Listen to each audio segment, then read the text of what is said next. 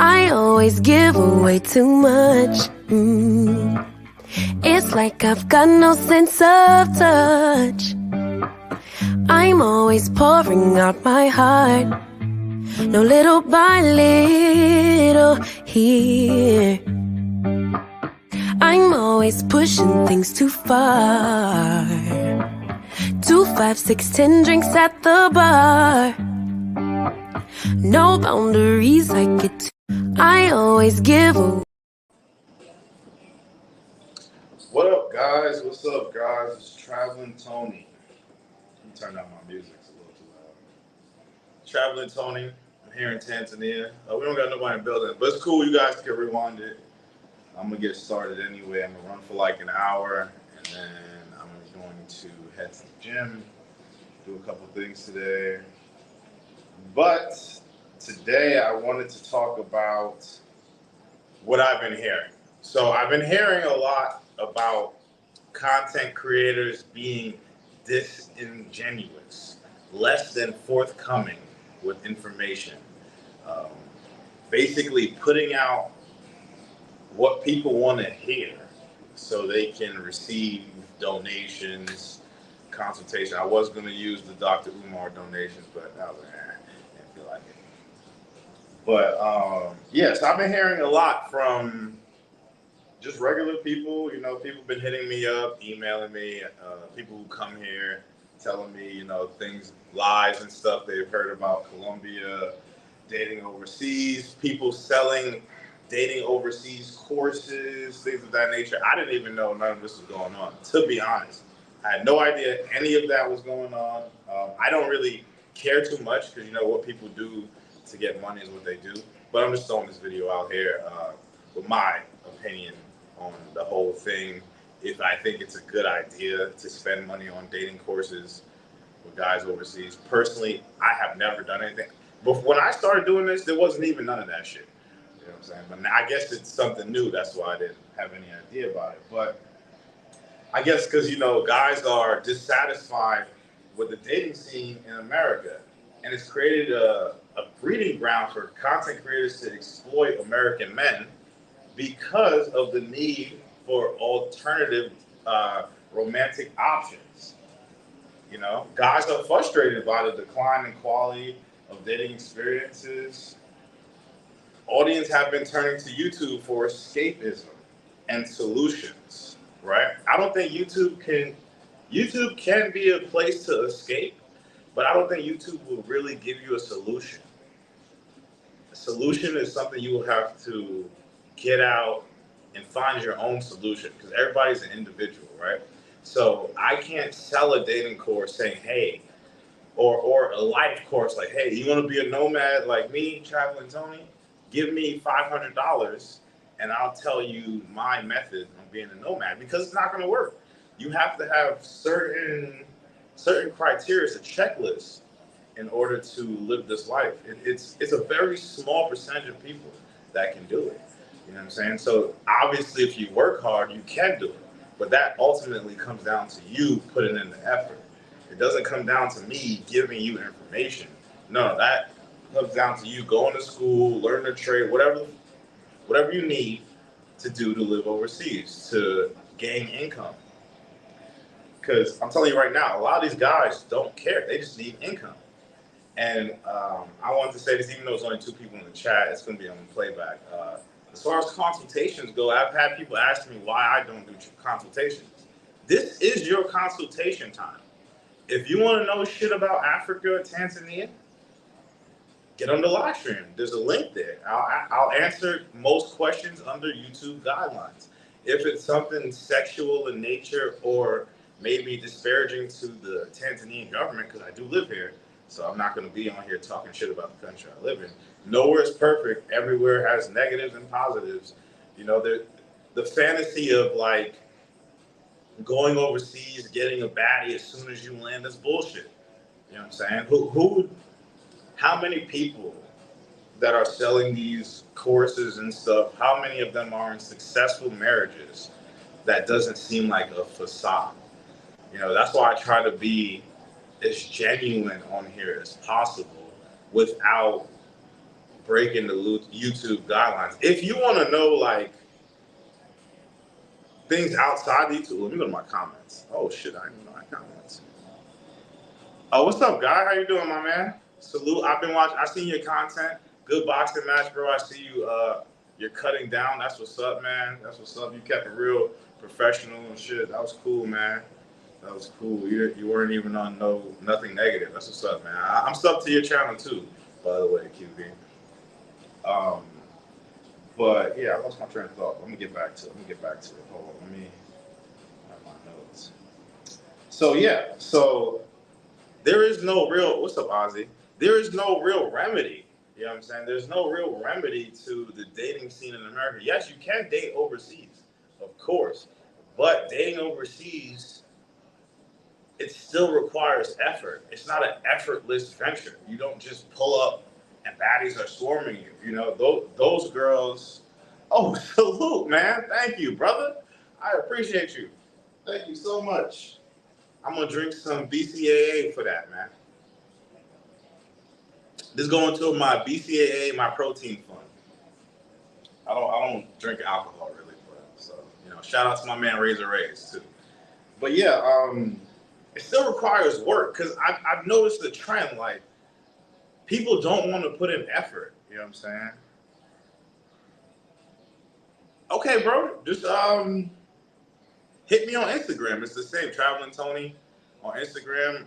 We could chop it up. I'm on Instagram. I'll give you my WhatsApp through Instagram. I don't want to give my WhatsApp on here because of fucking trolls.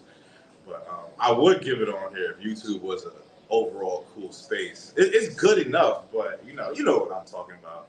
There's some out of pocket people on YouTube. But yeah, man, hit me on Instagram. I got you.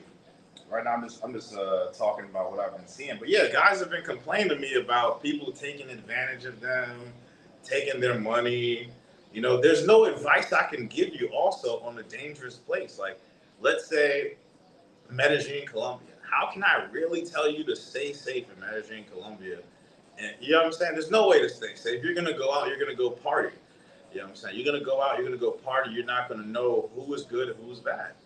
You know what I mean? I wouldn't take that risk. But there's other parts. You can go try Bogota. I haven't heard about people getting drugs in Bogota. There's other places you can go. I mean, where else is cool in Latin America? You could do Tijuana if you want to. I understand not everybody can go far from America. There are places near America that are cool for hanging out. But what I want you guys to understand is don't buy into the dream of you can do this too with my words. Like that's crazy. You know what I'm saying? Like I'm not Steve Jobs. I mean, I can't get you right. I'm not Elon Musk. We are not Elon Musk. I mean, a person that could probably get you started is O'Shea. O'Shea he could hire you overseas. Dude's balling. So, but like a regular content creator, I don't care even if they make like $9,000-$10,000 a month. It's not enough. It's not enough to hire you.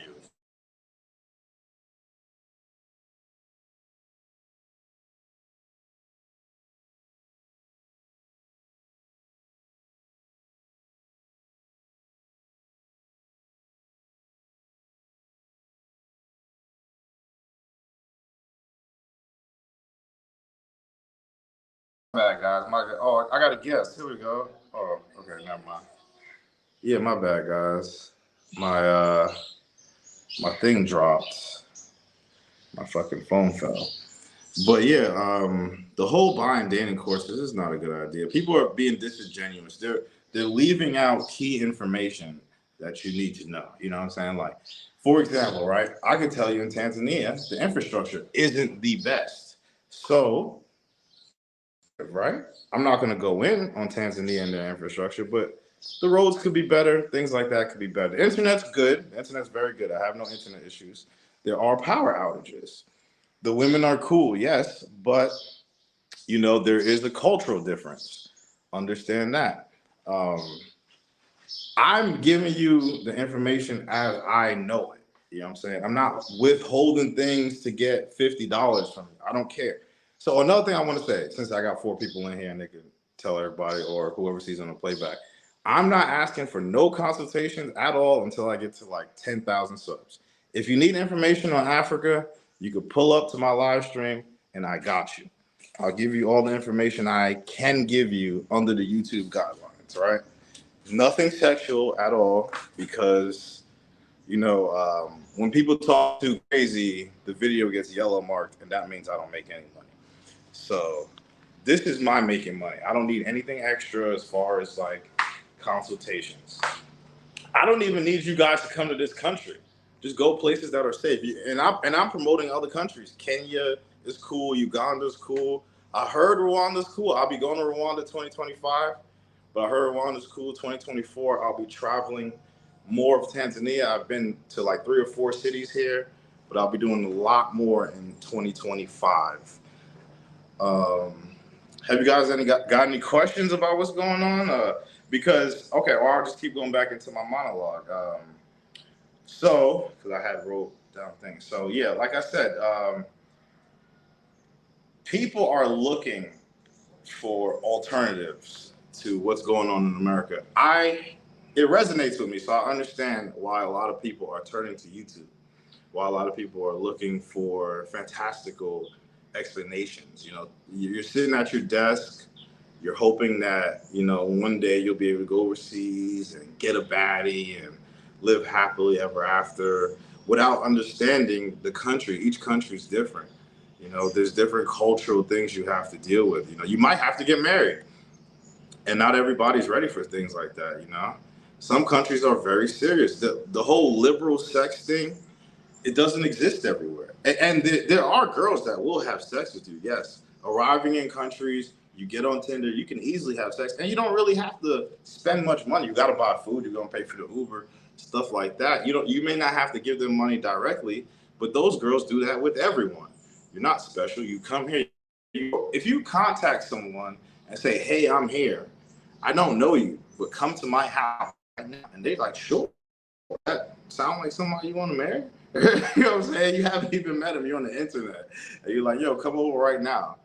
So just critical thinking is needed for this travel space, and for the viewers. Just use some critical thinking, man. Don't get hustled and then get mad. Now, if you want to support someone, I'm not saying like don't support people. Yeah, you can support your brothers. Support your brothers. Send them money if you want to support what they're doing. But me personally, I would support you if you're saying like, okay, for example, right? I'm not doing it yet. First, I'm doing it on my own dime, and then the second time, I'll ask for if people want to donate for it, right?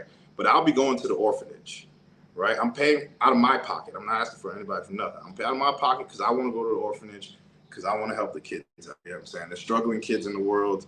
I'm living overseas. That is what I can do to give back, right? So I'll make a video about that. I don't know when, maybe next week or the week after, whatever. I'll do a Uganda video first, because my man, shout out to Jew Travels, asked me to do a Uganda sit-down video, see if I get better engagement that way. But yeah, that's the only time I'll be like asking for any type of donation. It won't be because it's my wife's birthday or nothing like that. If somebody wanted to donate for that, cool. But I'm not going to send out mass messages like, oh, send me money for my wife, or it's my birthday. I didn't even say shit. My birthday, I just turned 33 a couple months ago. She just turned 24. So I didn't even announce it on YouTube because you guys really don't care. It's my life. I have to handle my own shit. I have to take her out, whatever, right? So yeah, just be aware of that. If you guys are willing to give people money, sure. Because now people are talking about, and I'm going to say his name, I have no problem with him, but I'm just saying, someone contacted me about some dude named Floyd. I looked at his stuff. Seems like a pretty cool dude, pretty cool dude. But it seems like nowadays people are so thirsty for donations, they're not just investing in the craft. I'm getting on this to get better at it. I'm not doing it just for donations. I'm doing this to get better at it. I'm building a skill set. I'm cultivating skills. The reason I dropped so many videos in 2023 is because I wanted to get monetized within the year. I did that. So I slowed down on posting. It's not that serious. I don't want to run out of, things to do, and I got to go to another country and stuff like that. It's no big deal. I don't need to blow up overnight. I don't need to make $100,000 a month. I make enough money to be cool. This is extra money. This is extra money for me to have fun. Go get some Snickers bars, whatever. Like feeling a fat kid that day. But yeah, the problem is when guys are being disingenuous and just taking money, hold the trust for all Black Americans overseas, living overseas, having consultation goes down. You know what I'm saying? That goes down. It's just like with trading, with the whole trading things. People do make money on trading, right? But they make more money on selling courses than they actually do trading. If you could get 50 people to pay $500 for your trading course, they got you. And I don't want people to feel like I'm targeting them because it's multiple content creators I've heard about this. Since, I'm dealing with Americans coming in, like if you hit me up, I'll pull up, we'll kick it, go to the gym, shit like that, grab lunch, whatever. And guys are telling me, I'm not going to give up no names or nothing like that, but they've been telling me a lot of dudes are really out here scamming, They have a lot of anti-Black rhetoric as well, anti-African rhetoric. Not saying Africa itself, but I don't agree with the hatred towards Black women. The pedestalizing the white woman over the Black woman. Yeah, I could say the Americas has its issues, but that does not spill over to every country that holds Black people. People of African descent. I personally love my color. I love my people. That's why I live here in Tanzania. Like I said, it has its faults, but socially, structurally, it has its faults, right? Let's say that. Structurally, it has its faults, right? But socially, it's together. Same with Kenya. Well, actually, I would say Kenya has social and structural things that are really nice about it. That's why I suggest Kenya for the one of in the middle Western and traditional life, because you could find that in Kenya. You could find the balance, the middle. Me, I wanted more of a traditional life. I wanted to step away from, because I got so materialistic myself at a point, right? We all buy into it in America, expensive cars, jewelry, shit like that. I don't even fuck with none of that stuff no more. Living here has humbled me. And I'm going to shout out somebody's channel, because there's a lot of Black Americans in Tanzania and Kenya, like even older ones that have YouTube channels. A lot of Black Americans have taken their families from America and brought them to Kenya, to Tanzania. I see them all the time at Shoppers, right? I see them on YouTube as well, because they suggest other YouTube channels. I'm holding my phone right now. I'm about to put it up. But yeah, they suggest other YouTube channels. But the problem is when guys start, just thinking about the dollars and the cents and not actually putting out valuable content, it desecrates the name of passport bros or guys living overseas giving information. Because what's the point of you guys watching me if I'm going to spew nonsense? Because I guess what it is they need to adhere to your fantasies to keep you guys watching, which I get it. It's great marketing, right? It's great marketing. So I'm going to say, yeah, man, you land, you're going to find a traditional girl soon as you get out the airport. What? They're swarming. They're waiting for you, man. That's not the truth. That is not the truth. Yes, there are girls that would like successful, foreign men. It doesn't have to specifically be American. No one knows I'm American rip. They automatically think I'm Nigerian. As a Black person in Africa, I'm just giving you a little game, right? No one is going to assume you are a Black American. I'm telling you that right now. No one is going to assume you're a Black American, unless if you're a dickhead and you're wearing like American flag shirts or American flag hats, and you're just that type of person, then yeah, everybody will know you're American, right? But if you're just dressed normally, no one is going to know you're American. They're going to think even if you're light skinned, they might think you're from like Cape Verde or someplace, Algeria. They might think you're mixed. But they're not going to automatically assume you're from England or America. No, that's not how it works. And shout out to my man QB again, man. I didn't know he was a sub. That's what's up, man. QB's a cool dude, very intellectual dude. I've seen some of his content. You can tell this guy is educated. He's not an idiot. I really respect you, QB. Good shit, brother. So yeah, like guys are upset with the dating situation in America, and it's translating over to YouTube. If you even if you watch the content, right, all of this content is like Black American women bashing, right? Or like I see like Bountyville and stuff like that that pops up in my feed. But the problem isn't just Black women; it's America. What you guys don't like is what America is, because I see white guys complaining too. You know what I'm saying? But it seems like there's a they highlight the Black portion of it, just like even with the other movements. I don't know why in the West they have people of color at the forefronts of these movements. Actually, I do know why. Because it's going to sell better. If you put some minorities in the front, it's going to sell better. More people are going to be enraged, want to stand up and fight. So that's why they do it. And I'm pretty sure a lot of you guys will agree. But yeah, just really listen to what these people are selling, man. Like, don't be so quick to throw money at people unless if you really want to, like especially if they're getting on here just to get, hey, I need donations. So y'all over here chatting in the comments, but I don't see no donations. Like, that's crazy to me. You know what I'm saying? Like, that's crazy to me. I don't agree with it. I don't agree with it because I'm actually trying to build a fan base, an audience, supportive people. We could have intellectual conversations about living abroad, living in Africa. I've lived in 4 continents, been to 5.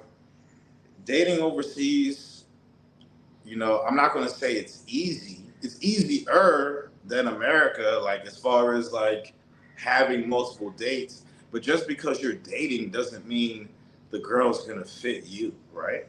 You're going to meet a lot of different girls. Like before I got my wife, I was everywhere I went. And I that's when I started realizing. And also, I'm going to give you guys this real too. Dealing with these people overseas, especially the women from 2-parent homes, if you didn't come from one, you learn a lot from them. When they have a patriarchal father, not a father that's a lump on the log, the piece of shit father. No, an actual hardworking African father. He doesn't even need to make a lot of money, but a hardworking man. He instills value, morals, and ethics into his children. Just like even with her brothers and sisters, they're morally and ethically sound. You know what I'm saying? They don't even like asking their parents for money. There's a lot of good things being in these countries. You just have to take the time to get out there and learn. Oh, another thing, I've never paid for any consultation or like any of that shit. When I get to a country, I learn from the locals. I get on the ground and learn from the locals. Because I can tell you shit, but the shit I learned is mainly from the locals. So I'm giving you the information that they gave me. Why? Because I'm not from here. Everything I learned is from being in this country. I had no idea about Tanzania until I came to this country and learned about it. Just like in South Africa, Uganda, Kenya. I learned from dealing with the people. Does anyone have any questions before I go into my monologue again? I got a couple things I'm going to talk about. But yeah, trust is important. I noticed that trust is important. So I'm trying to maintain a trusting environment. I'm trying to be as honest as I can be. If anybody wants to come up, there's a link here. It is hot as fuck today. I'm about to go back inside. They just cut the power. Oh, another thing you have to deal with is power issues. I'll be coming out with a generator video. Having a generator is more complicated than you would think it is. I'm actually about to turn my generator on right now. Living overseas is cool, but it does have its challenges. The gym is expensive overseas. Like one of my boy, Mr. G, I'll say, he was upset about how expensive the gym was and they didn't have things like water fountains, right? But overseas, going to the gym is for the upper echelon people, especially the nicer gyms in places like the inner city, like Nairobi and stuff like that. If you want to go to a fire gym in Nairobi, you're gonna pay for it. It's not free. Hold on, this is about to stop. I'm turning on my generator. See, this is a generator, guys. You're gonna need stuff like this for your house, all right? Like 25 liters, things like that. You're gonna need a generator. I mean, you don't need a generator, but I like to, I gotta get on the internet. I got things I have to do, so I need a generator. If you don't have nothing you need to do, you just retired, you don't give a fuck, you don't need a generator. But in Dar es Salaam, I would recommend a generator because it's so hot. It's so fucking cooking. You need a generator. But I'm gonna turn this on real quick, fellas. I'm gonna just turn this shit on real fast. It's really easy. And I'll make a video about this too. It's gonna be loud, so let me hold on.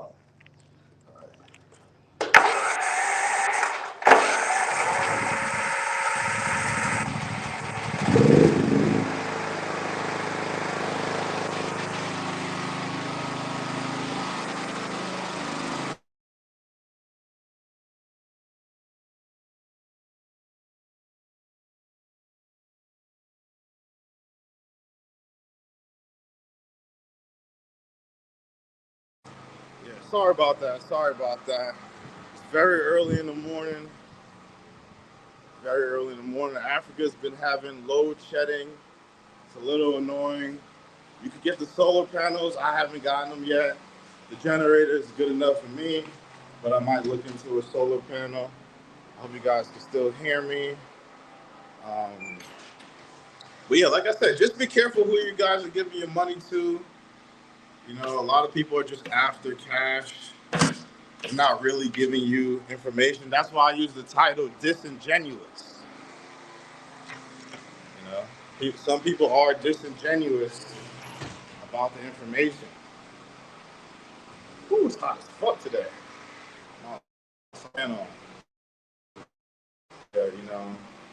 especially when they're withholding information about dangerous places. And I'm using a place like Colombia as an example.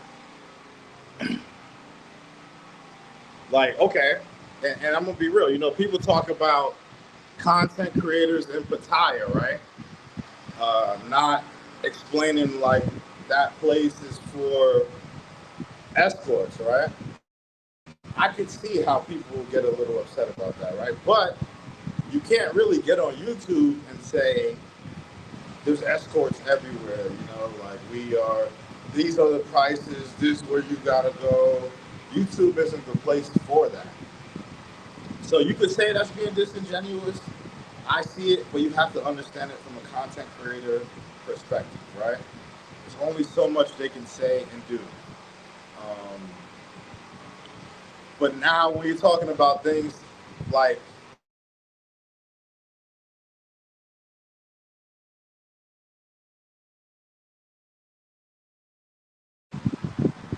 okay, let's say we're talking about Colombia, Medellin.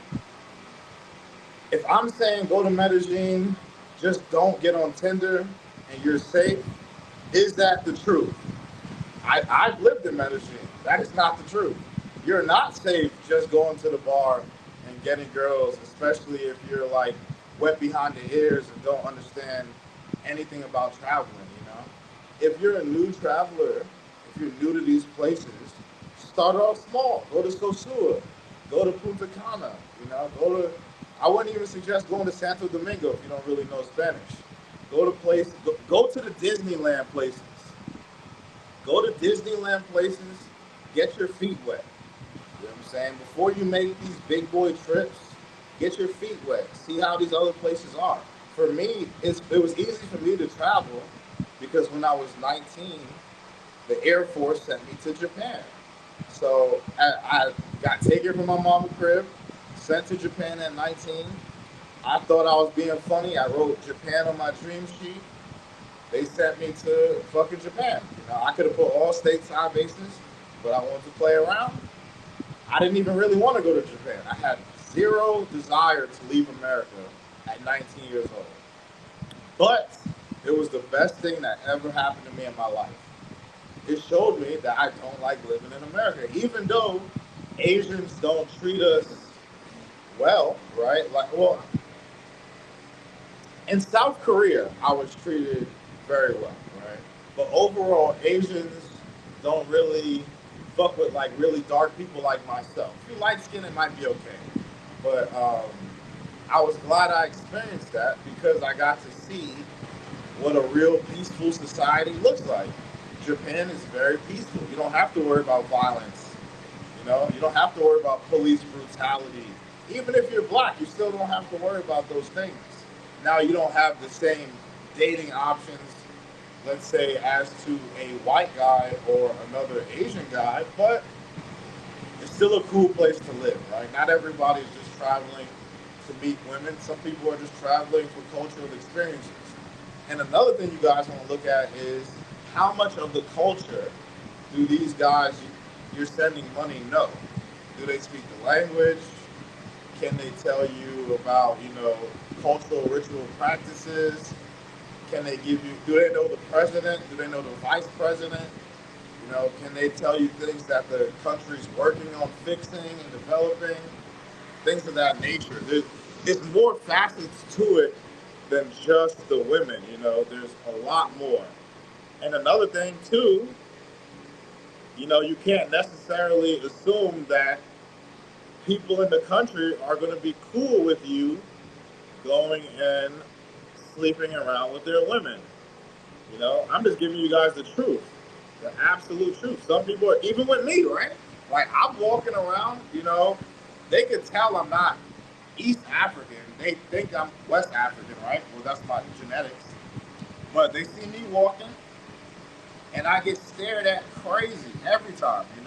It's not on some like, we want to beat you up or nothing like that, but they're staring, especially if I'm with my girl. They're not even, they looking at me, like where he got a girl, they don't really like foreigners coming and taking their women.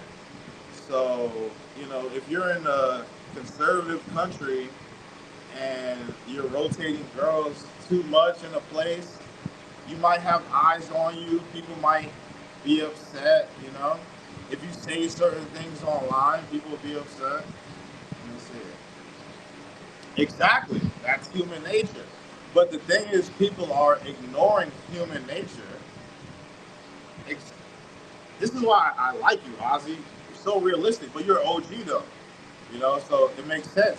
People aren't using logic when it comes to overseas dating because, like I said before, you got a lot of guys stuck in their cubicles, dreaming about, ooh, when I get out there, they gonna love me. I'm about to go in my house. It's a little loud out here. Yeah, ooh, when I get out here, these girls gonna love me. They ain't gonna have enough of me, like it doesn't really work like that. Yeah, every woman wants a successful man, but like it's not just a super easy layup. You know what I'm saying? Like I can't tell you, oh, you come to Tanzania, I will get you a girl from a rich family. I can't guarantee you that. I can tell you, there's girls around that you could get. You know what I'm saying? But the rich family shit is a stretch. You know what I'm saying? I'm not stretching. Like, okay, another thing, I don't really care if you come to Tanzania. As long as you watch my content. You feel me? Like, watch my content. You don't have to be interested in Tanzania per se, because I don't need the consultation money. So I don't even have, I won't even charge you to meet you, even if you did come. So I gain nothing out of it. If anything, I spend my money. When G came here, I went to a gym that's not close to my house. I spent the money on the transportation. I spent money on my own food. I'm not expecting people to buy my food because I'm a public figure or nothing like that. No.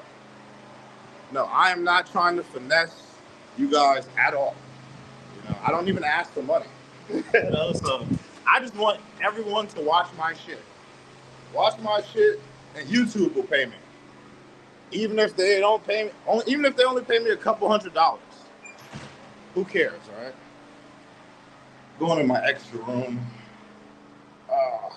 Damn, I forgot my chair. But yeah, like, I'm not trying to finesse anyone, man.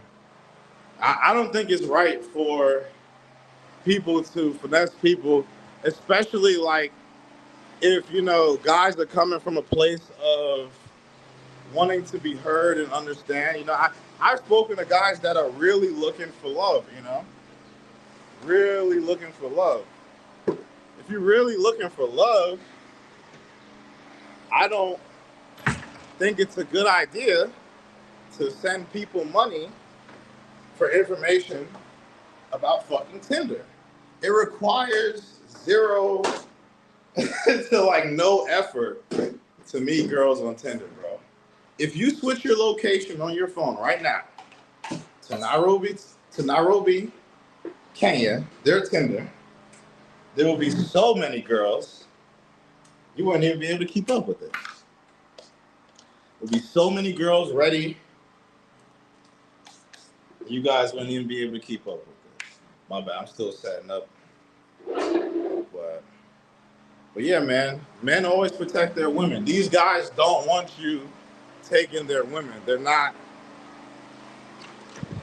excited about, oh, these Americans are gonna come here and marry our women. No, they're not happy about that shit. They'll be a little upset.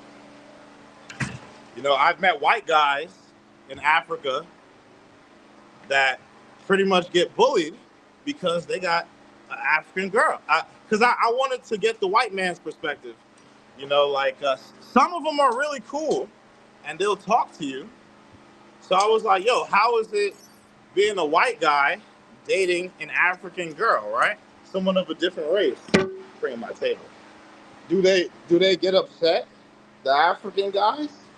And this dude's telling me, like, in the club, he'll get the African guys. Oh shit. Yeah, he'll get the African guys shoulder checking him. My bad, I'm fucking up. I'm trying to get my shit ready. Yeah, he'll get the African guys bumping them, just asserting dominance on them in the club, right? So there's things people don't talk about. You know what I'm saying? Like I said, I am not interested in having people come to Tanzania, especially if I don't know you. Like, why am I'm not trying to get no money out of you. So Traversity will be here, but that's my boy. We're actually real life friends, so that's different. But as far as like, oh yeah, send Traveling Tony $100. I'll give you the dating guide to getting a traditional African woman. Can't guarantee you that, my man. Not even gonna lie to you guys. There's no guarantee I could get you, even if you could get an African woman, right? Or you go to Europe or South America, there's no guarantee you're gonna like this girl in the long term. I'm also against long distance dating. I've tried it when I was in the military, right? I've tried it with a girl in the States, black girl in the States, right? Because that's who I go for. I'm always interested in black women. So when I was like 20, 21, I was deployed to Kyrgyzstan. When you deploy, you're lonely and shit.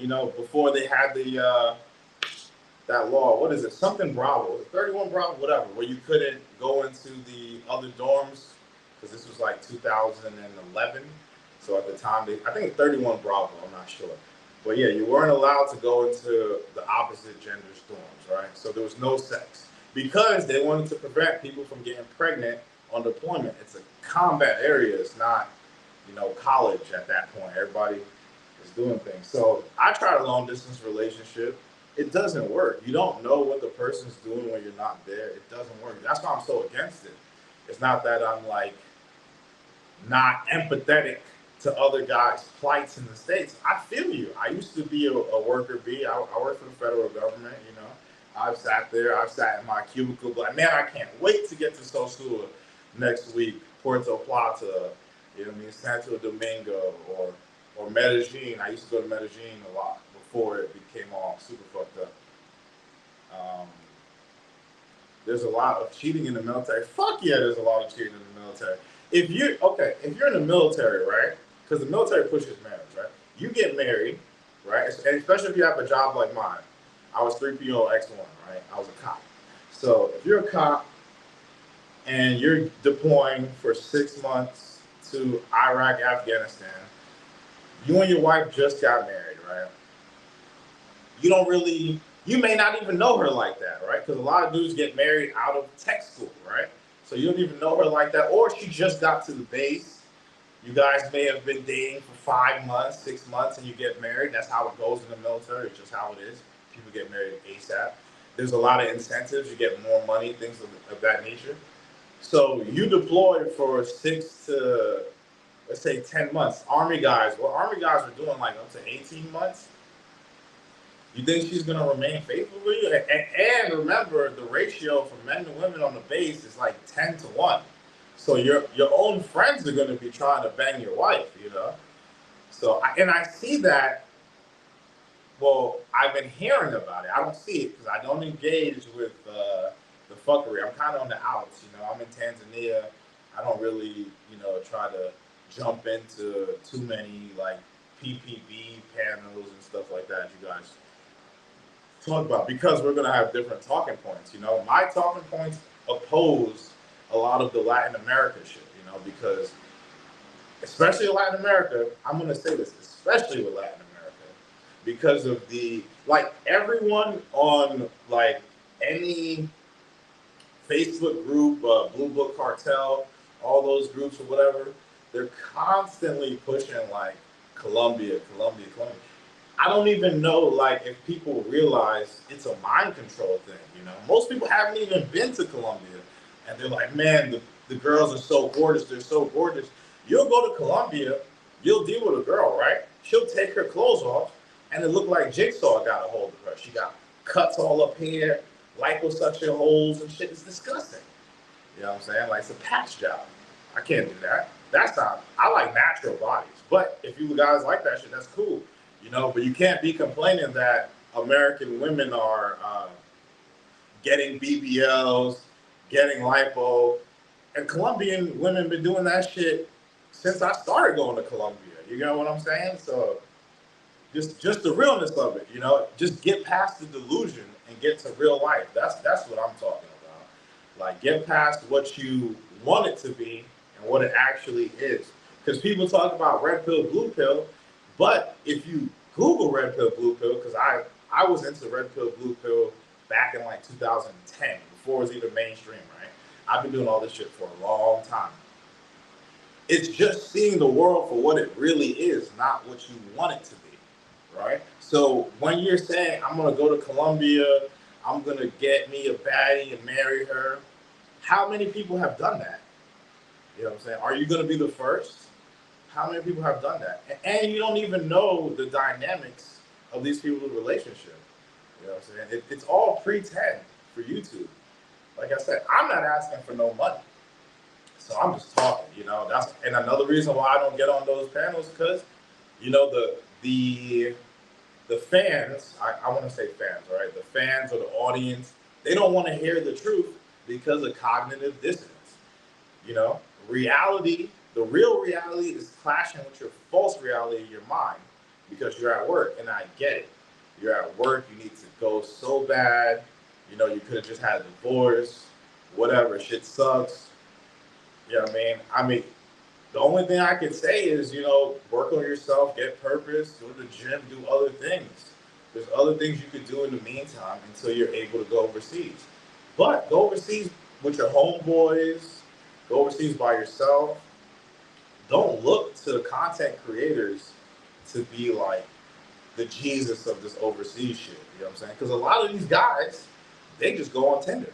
That's the same shit you can do from the States, right? The only difference is they go on Tinder and they're able to meet the girls, but they're not going to tell you like, oh, this girl stole $15 from me or something like that. And DR, I was about to say the wrong word. I had a girl take $20 out of my suitcase. I was lacking, you know, I was lacking at the time, you know. But, and another video I'm going to do, I'm actually going to do a video probably tomorrow, because I'm almost at the hour mark. I'm going to do a video probably tomorrow about when I was in Rio de Janeiro. I was walking around zooted, right? Thinking shit is a game. And there was a live shooting, like literally right in front of my face. Shit goes down overseas too. You know, I'm thinking I'm in heaven, I'm in La La Land, I'm just walking, cloud nine, eyes orange, I'm gone, you know? And then bow, bow, bow, right in front of my face. And then it's chaos. People running, I'll react to it. I recorded it when I was in Rio the last time. And it was a wake up call to me. You know what I'm saying? Like, these places have their own issues. It's real life. Yeah, I mean, these people's actually real life. What we're having in our head is a fantasy. It's not realistically what's going on. You know, of course, people are gonna say, yeah, you could go to Rio, you could get a baddie, she'll be submissive, whoop de whoop. How many people you see with Brazilian wives that are submissive and do what they say? No, Brazilian girls are not submissive like that, bro. They're just like American girls. I'll be honest with you. I enjoyed Rio for what it was, but as far as living there, I would never live there again. I would visit Rio. Rio's cool. It's a cool place to visit, but I'll never live there again. So let me go back on to what I was saying.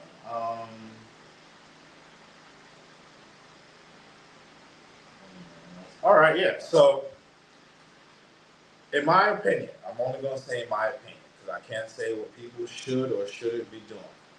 But as discontent grows, because discontent is growing, that's why I'm making this video. People are talking shit about passport bro YouTubers being disingenuous, not giving the whole truth, right?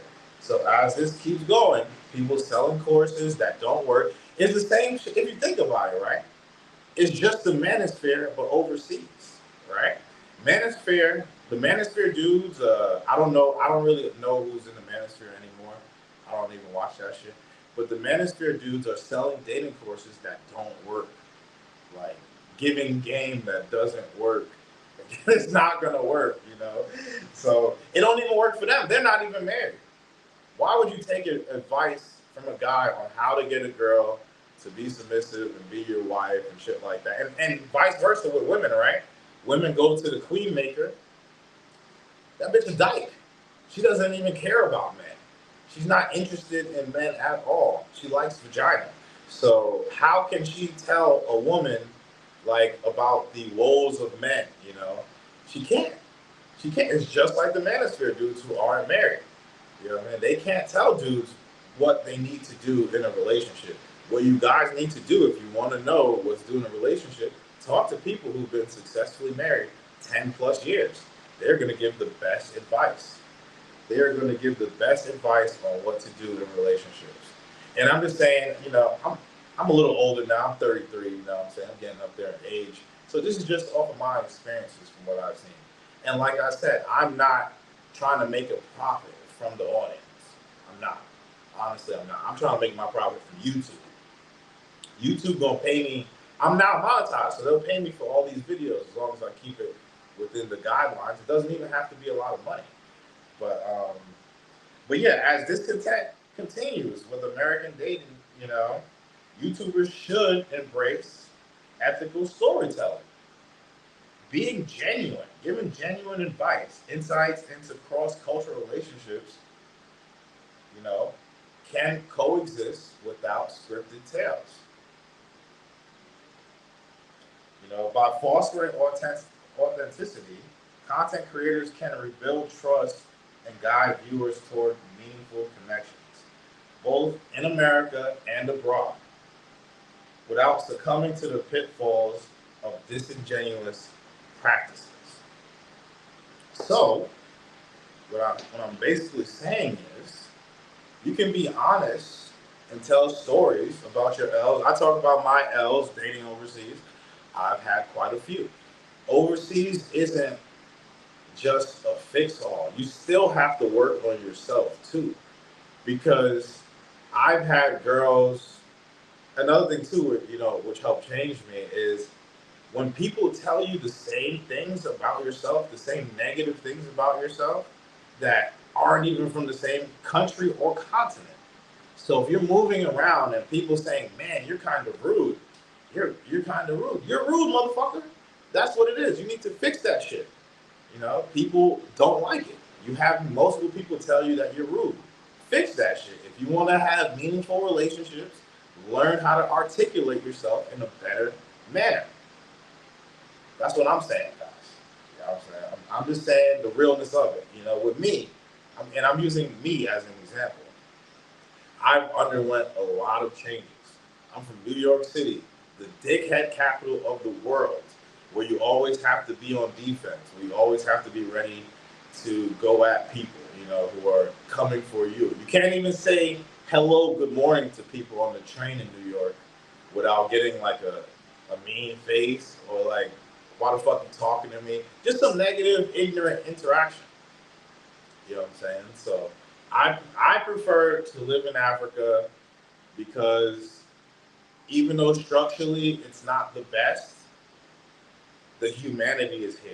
You know what I'm saying? Humanity, it's a great place to raise children. And another thing you guys want to ask yourself is, are you going overseas just to have sex? Or are you going overseas to find women with traits that you can't find in America? For me, I was looking for family orientated women with maternal traits, right? Maternal traits is what a man needs in a woman to raise his children without them being fucked up, right? If you don't have a maternal woman, if you have a masculine woman and a masculine man, you know, your kids might be a little out of control. Most passport bros are looking for the E. That's what I'm saying. A lot of, and it's not even really, because from what my understanding, right, the way I was told the passport bro thing was guys going overseas looking for a better life, not necessarily just women and living overseas, right? Living overseas. So it's like going to the gym. People want instant gratification.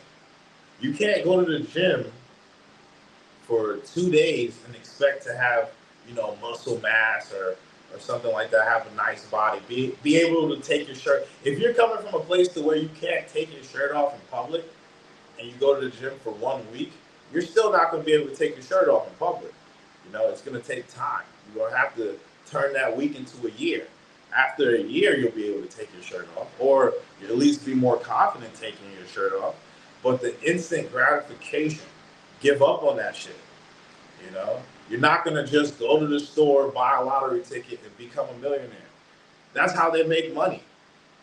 And people thinking they can do that. You get what I'm saying? People buying 100 lottery tickets, scratching them all off and saying, you know what? I'm going to be a millionaire by that time. Oh, this 100 didn't work. I'm going to go get another 100. It's kind of like what I'm seeing with the passport bro shit. I haven't tuned in a lot. I was actually gonna watch the foreign only guys live stream. I wanted to see what it was about because I do a little bit of market analysis to see, you know, what works, what doesn't work. But it seems like to me also, a lot of people are looking for content creators to have controversy, right? They want to see the guys going out there, you know, getting their phone slapped out their head by the general public. Why are you recording me? Why? Because that shit happens. People in a lot of these countries don't want you to have a camera in their face. Yes, you can go outside. You can walk down the block. You can record. You can talk and you can record. But if you're like trying to zoom in and shit on people, walking up to them in their stores and shit like that, you could get punched in your face. Just being honest. Or you could have someone like putting their finger in your chest and you could have a problem. I've seen it, you know. Like, I've seen it. You know, I know how to record and I know how to move. Or I even have my girl record. You know, it's her country, her language. She knows what she can do, what she can't do. So I have my girl hold the camera when we're out, you know. I'm a bodyguard. Somebody tries to snatch the phone, it's up. But it's never happened.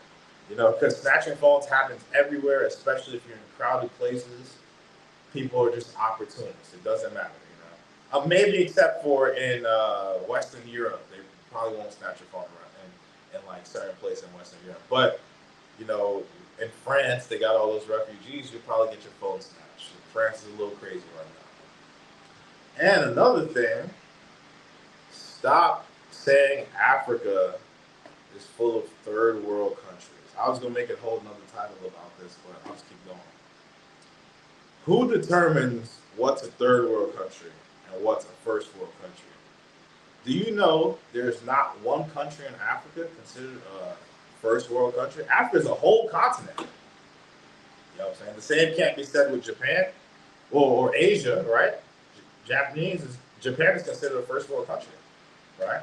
But why is it that no black country in the world is considered a first world country? Why is that? Why is that? Is that institutional racism? I think so. I think it's in the deepest levels, you know what I mean, or the highest levels. They got to where Africa has to be held down. You know what I'm saying? And I'm gonna talk about in my next video or the one after, we're gonna talk about the perception of some guys thinking you could come overseas and you could just get a girl because you are American. No one gives a fuck that you're American, honestly. You know what? I tried that in Rio de Janeiro. I thought being American, I'll be the man, right? Brazilians don't give a fuck about America. They love their country. They're really nationalistic there. If you told a Brazilian, hey, you want to go live in America and leave your country, they're going to say no. Most of them don't even speak English. Like, no. See, I just subbed to his channel because the person that was telling me that guys are grifting for consultations and donations dropped me the link to his channel. I really don't watch cringy YouTube videos. Like, I don't like to see. I don't get enjoyment in people that are lost trying to get views and shit like that. I'm not really on here to make fun of people. You know what I'm saying? Like, I don't want to see my brothers like in a position to where they're the butt of everyone's jokes. You know what I'm saying? To me, that's not cool. You know what I mean? I'm not a bully. I hate bullies. You know, I fight bullies. I don't like that. I don't like that at all. I think people should more reach out to the brother and, you know, try to give him some good advice. If he doesn't listen, he doesn't listen. There's nothing else you can do. But at least you could say you tried, you know, at least reach in. Because a lot of these dudes probably haven't had anyone reach out to them on a real level to talk to them, you know. People are probably reaching out, asking them about whores. They want to know about prostitutes, you know, prices and shit like that. Instead of like genuinely talking to them, like, hey man, you know, do this. Maybe this might help you. You know what I'm saying? Be more positive, man. Things are gonna get better. You know what I'm saying? Like, try this place, they'll treat you better. You know, I'm looking at it right now and going to Brazil as a dark-skinned dude trying to get white Brazilians, that's a dead mission. That is a dead mission. Brazil is very colorist. Now, you could get a white Brazilian if you dropping cheese, sure, but she don't like you. Now, and that's another thing. You guys are looking for girls that genuinely like you, or girls that you just want to sleep with and have fun. Those are two different missions. You know what I'm saying? Like, those are two different missions. Oh shit! Oh my bad, guys. Got my music playing.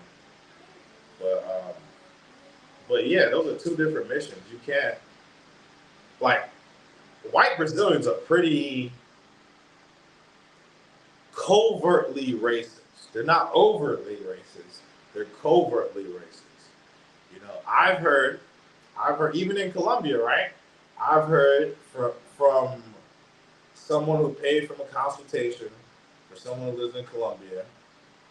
They told them that black Colombians are at the bottom of the barrel garbage, and you shouldn't date a black Colombian unless if you're willing to feed their family and shit like that. The black Colombians are usually the nannies, or they have the jobs that no one wants and shit like that. You know, I don't want to live in a place where my people are oppressed. So without telling me, you just told me that black Colombians are oppressed in Colombia, right? So my people are oppressed in Colombia, and I can't even have a meaningful relationship because they're so oppressed, right?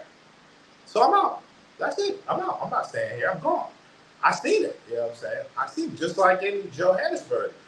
I've seen, I can't speak for the rest of South Africa, but just Johannesburg disgusted me. You know what I'm saying? Like, Johannesburg disgusted me because people my color are downtown with orange eyes smoking some synthetic crack or whatever the fuck they're fucking with, right? And I don't like that. I don't like that. I don't like, dark skinned people were already like ridiculed in the 90s and in the 80s, like in America, right? The whole African booty scratcher shit. That was my era growing up, having to roast back, firing jokes, whoopty whoop. But it was against black people. It wasn't even white people that were doing this, you know what I'm saying? So I'm cool on that. I like to live with my people in peace. I have no self-hatred. It's only self-love. I love my people. I really do love my black people. I love, and it's not saying I hate other races. Other races have their pride, you know what I'm saying? Like, they have white pride, which is cool. Which is cool. I'm not, hey, have your white pride. They got Asian pride, which is cool. Pacific Islander pride, which is cool. You know what I'm saying? So I'm proud to be black. I'm proud to be dark. I'm proud to be in Africa. I'm proud to learn about our heritage. Even like talking to people, they have jokes about, oh, you with Ubuntu and shit like that. Like, yeah, Ubuntu cool. Ubuntu cool as fuck. How about you enjoy dealing with Jake in the mass shootings? You know what I'm saying? I think he got an extra 30-round clip in a drawer. Go ahead and talk to him. You know what I'm saying? Like, people want to talk shit about their own people. So if you don't like Africa or whatever, you don't have to watch my content. I'm not making this content for people who are not interested in Africa. That's where I'm living. I am talking about my other experiences. I'm not even trying to go at people who don't like Africa. If you don't like Africa, cool. If you're Brazil, whatever, that's cool. I have no objections to what you like. You know what I'm saying? But I'm going to be on here and I'm going to talk about Africa. My life here in Africa, which has been a roller coaster. Because they even make it seem like, oh, you go to Africa, it's just a layup to get cheeks and have fun. Yes, with the prostitutes, it's a layup. They're everywhere, right? They're accessible. But to get a meaningful relationship takes effort. It takes effort. And I noticed guys don't want to put in effort. They want instant gratification. They want fast money. It's like in the States, girls that want to go be strippers on OnlyFans instead of getting a damn job or going to school or getting a career. They need that instant fast money. They don't want to build up money over time. And I'm sorry if I'm bursting bubbles and stuff, but it is what it is. So I want to let the audiences know that, and I'm just being real. I'm playing devil advocate here, because I've talked about the content creators being disingenuous, but the audience is so thirsty for women. They're believing anything people say that feeds into a delusion or into a fantastical mindset. You know what I'm saying? It's fantasy. Get past. This is real life. Real shit happens. You know what I'm saying? I live real life in the real world, but my real world is just Dar es Salaam, Tanzania. You know what I'm saying? A lot of brothers in America are sex deprived. And I get that. I do get that, because I know if you go without sex for a very, very long time, you start thinking irrationally, right? You start thinking irrationally, because jerking off doesn't release the same like endorphins as actually having sex. It's two different like hormones, right? So that's why a lot of people who are body positive are against stuff like that, right? They'll rather, have actual sex instead of masturbating. But you gotta find your purpose, man. Like, take care of yourself, get a hobby until you can get overseas. I agree. The dating situation in America is fucked. Everyone agrees with that. No one is denying that America isn't a problem for dating. But you're not gonna go to Latin America, especially as a black guy, and just kill it. They have a lot of colorism there, especially, and then there's the aspect too of hygiene, right? no matter where you go, your hygiene is important. You can't go to these countries and stink and think girls are gonna like you. Have you know what I mean? Like take a little. I'm not saying you can't be fat or whatever. I know people are fat, overweight, whatever. You could be fat, but keep yourself clean, and you'll still get women. You know, they're not tripping about being fat. It's just being dirty. You know what I'm saying? They're gonna call you fat if you aren't able to take being ridiculed for being fat, then I'll cut weight. But if you're cool with the little fat jokes here and there, then yeah, you'll be straight, man. But the first girl you meet, right, coming in these countries, is usually like a player. You're not if you come to a country and the very first girl you meet, like who's like after you, right? She's a vulture. That's what she does. She hunts for prey. She's looking for people that might want to pay her bills and shit like that. You're not the only guy she's done that to. And I'm not saying you in general. I'm just talking you specifically. I'm speaking in general. Oh my God, I need to get my BCA. But yeah, my goal today was to get on here and dispel fantasies. I know guys are sex deprived. I seen the statistics. Someone sent me some statistics saying like 60% of men did not have sex for the year of 2023 or 2022 in America. That's ridiculous, and I'm sorry about that. But there's other options too, right? So okay, if you're willing to pay for sex overseas, right, to get you by and shit like that, pay hella money. I've been seeing guys talking about $200-$300 and wild shit, right? Just do that shit in America. Go to the strip club, grab you a little stripper, have a deal. You know what I'm saying? Like, get you a little deal, and you be straight. You know what I'm saying? Like, okay, just think about the passport hotspots: Medellin, Pattaya, Sosua. Yeah, those. See, Cartagena. Cartagena isn't even a sex tourist destination. That's why they make it so hard for you to have guests, because they don't really want that shit. You know what I'm saying? They don't want dudes. Cartagena is like ran by the cartel. They don't want dudes getting killed in their hotel or in their condo suites, because that's fucking with the apartment complex. Like I stayed in the Murano Elite. It's a very nice place. They're tripping. You know what I'm saying? Like, yeah, you could have a girl. You could go to Cartagena, to that place with your girlfriend, sure. You know what I'm saying? But they're really trying to clean up Cartagena because sex tourism isn't their bread and butter. They got people from other Spanish nations going to Cartagena. Like me walking around in Cartagena, right? Even by is it Boca Grande? Boca Grande? Yeah, by Boca Grande, right? On that area.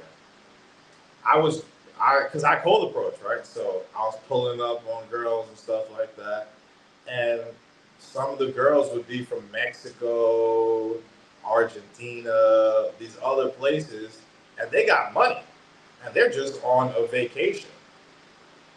So there's that aspect too. So, but like I do get what you're saying, Medellin, Pattaya, so Medellin wasn't even a sex tourist location.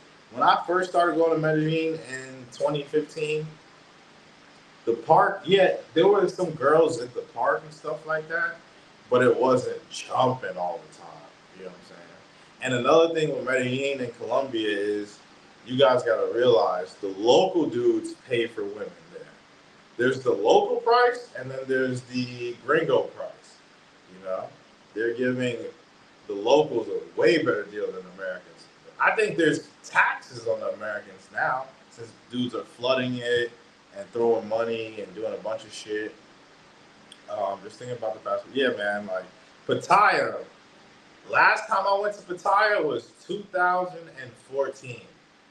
It was pretty cool back then. I mean, they didn't have dispensaries. Weed was highly illegal back then. If they caught your ass smoking weed, you had to pay a fine. But Pattaya was cool. I definitely thought it was okay. But now it's like a cesspool. Too many people are going there. Okay, let me read this comment. My man Isaac. I heard the upper class women in Medellin aren't even into black guys. They mostly stick to their own other prices. And that is the truth. The upper class Pisces are not into black guys because of the colorism. A lot of Nazis left Germany and fled to the hills of Medellin. You know what I'm saying? A lot of those people are mixed with Germans. You see the Pisces with the blue eyes, right? You know what I'm saying? But hey, that's neither here nor there. You know what I'm saying? These people are gonna still go regardless. They're killing people in Medellin. When I was there, right, I used to walk around El Centro by myself, right, because I was dark. And what I would do is I would wear like baggy clothes. I would look like I didn't have any money at all, like long ass basketball shorts under my knees, you know, Android phone, and just not talk. Just walk around and see. You know what I'm saying? In El Centro. El Centro is the Badlands, especially at night. But I could only imagine now how bad it is. If these guys were to go to El Centro with chains and shit like that at 2 in the morning, there's a place called Mayorista as well, right? Mayorista. Mayorista is probably very dangerous now. It's where the locals go. It was like a local version of the park, right? Because I traveled all around Medellin. Maybe not every little place, but I've been around Medellin. I've stayed there for months, right? And I've been to Colombia probably like 6 or 7 times total since 2015. I haven't been back to Colombia since 2021. That's when I was done, right? And now with all these guys dying, I'm super done. I would never go back to Medellin. But yeah, like the upper class white Pisces are told to keep the race white. They're not gonna go be with the darkie. You know what I'm saying? The ones that might be like the ones that 1 foot in, 1 foot out of being processed, but they're not upper class really. You know what I'm saying? They're not really upper class. They don't have family dynamics. You know what I'm saying? Like what I want to see is I want to see. So these guys are talking about you could go to Colombia and get a wife and shit like that. I want to see some videos of guys in Colombia with their white Colombian woman, right? And her family, her father, her mother, like real vlogging, right? Being in the house. Like I have vlogs like that with my girl's family, right? Here in Africa. I have a few videos with the family, me chilling with the babies. You know what I'm saying? I want to see that in Colombia. I haven't seen it. I haven't seen any dark dudes with a paisa, living life, chilling with their dad, chilling with the brother, you know, got the little siblings around, you know, just vlogging, having dinner, shit like that, you know, touring their properties. I haven't seen it. I produce videos like that. I want to see it. If getting a Colombian wife is so easy, vlog the shit. Let us see and have them give their opinions of blacks. So you could disprove old travelers like myself, right? You know, I've been traveling globally since 2010. Since I joined the military, once I joined the military, I went to Japan. I would take trips from Japan to South Korea, to Thailand, to Philippines. Even the Philippines is colorist. The Philippines is very colorist because they are the N-words of Asians. Filipinos are pretty dark. They're the N-words of Asians, so they get a lot of slack. You know what I'm saying? So they go extra hard for that white man. You know what I'm saying? And that's just the truth. And this is not me hating on white people, but this is just my time around the world. And another thing you guys want to realize is a lot of these guys that go to Colombia, that are going to DR, they have never been to other continents for a long time. You know what I'm saying? Like, I do agree. Outside of Africa, see, America. I thought you said something else. America might, you know, the reason why I don't talk shit about America because I'm not going to do that. I'm not going to be another content creator making my videos about how overseas is so much better than America. But yes, You can get a girlfriend in America. The only thing is that child support bullshit. You know what I'm saying? Like for example, me, if I had a kid, they'd probably hit me $700 a month. $700 a month severely impacts my quality of life. To just give it away, you know what I mean? Like I could have a Corvette for like $700 a month. You know what I'm saying? Like I don't want to just be giving it away. But I do agree. If you're like want more of a genuine relationship, you're better off just taking care of yourself and like maybe finding a girl. But the only thing is, like, it's so crazy now with social media and feminism. I don't really see an American relationship lasting. I You can easily have sex in America, of course, but as far as like longevity, I couldn't do it. I wouldn't do it. I'm gonna say for myself, I wouldn't do it, but maybe other guys are interested in doing it. And for the guys that have done it or are doing it, because I see Black American couples all the time. T3 and me, I'm not saying it's not possible, but it requires a lot of work to find the girl. And a lot of these guys been married to their wives before all this Kevin Samuels, gender war bullshit. A lot of the Black American guys I've seen, their kids are like 9, 10 years old. They've been with the same woman. They have multiple kids by this woman. The woman is amazing. T3's wife is amazing. The Tremble family, his wife is amazing. The kids are amazing. They're very well behaved. I'm just giving out props here, you know what I'm saying? So, but let me see. At least in America, Black people can make it. Black people in Latin America are stuck at the bottom. That is true. Black people in Latin America are stuck at the bottom. In Rio de Janeiro, right? Go to Ipanema. Go to all the restaurants in Ipanema. You could count on one hand the amount of Black people that are at restaurants in Ipanema, Rio de Janeiro, Brazil. Facts. Go to what's it called? Botafogo. Go to Botafogo Mall, right? I think it's called Botafogo. I'm not saying it correctly. I haven't been to Brazil in a couple of years, right? Because I left Brazil and I came to Africa. I left Brazil, went straight to South Africa. I went to Johannesburg right after Brazil, and that was like almost 2 years ago. Yeah, 2 years ago. Shit, it's been a minute. Exactly 2 years ago. I got to South Africa this time around Christmas time. But yeah, Botafogo, even if you go to like just the restaurants in what's that, Boca Grande? The main road, right? Walk down the main road, go to the restaurants. You're not going to see Black people, especially in Ipanema. In Ipanema, what you will see is a lot of homosexuals. You will see many homosexuals in Ipanema. You will see many white people, but you won't see too many Blacks because they have a quiet segregation. You know what I mean? It's quiet. Blacks in Brazil aren't afforded the same opportunities as whites. I barely seen Black professionals in Brazil. I have seen some, but it's a very even Uber drivers, right?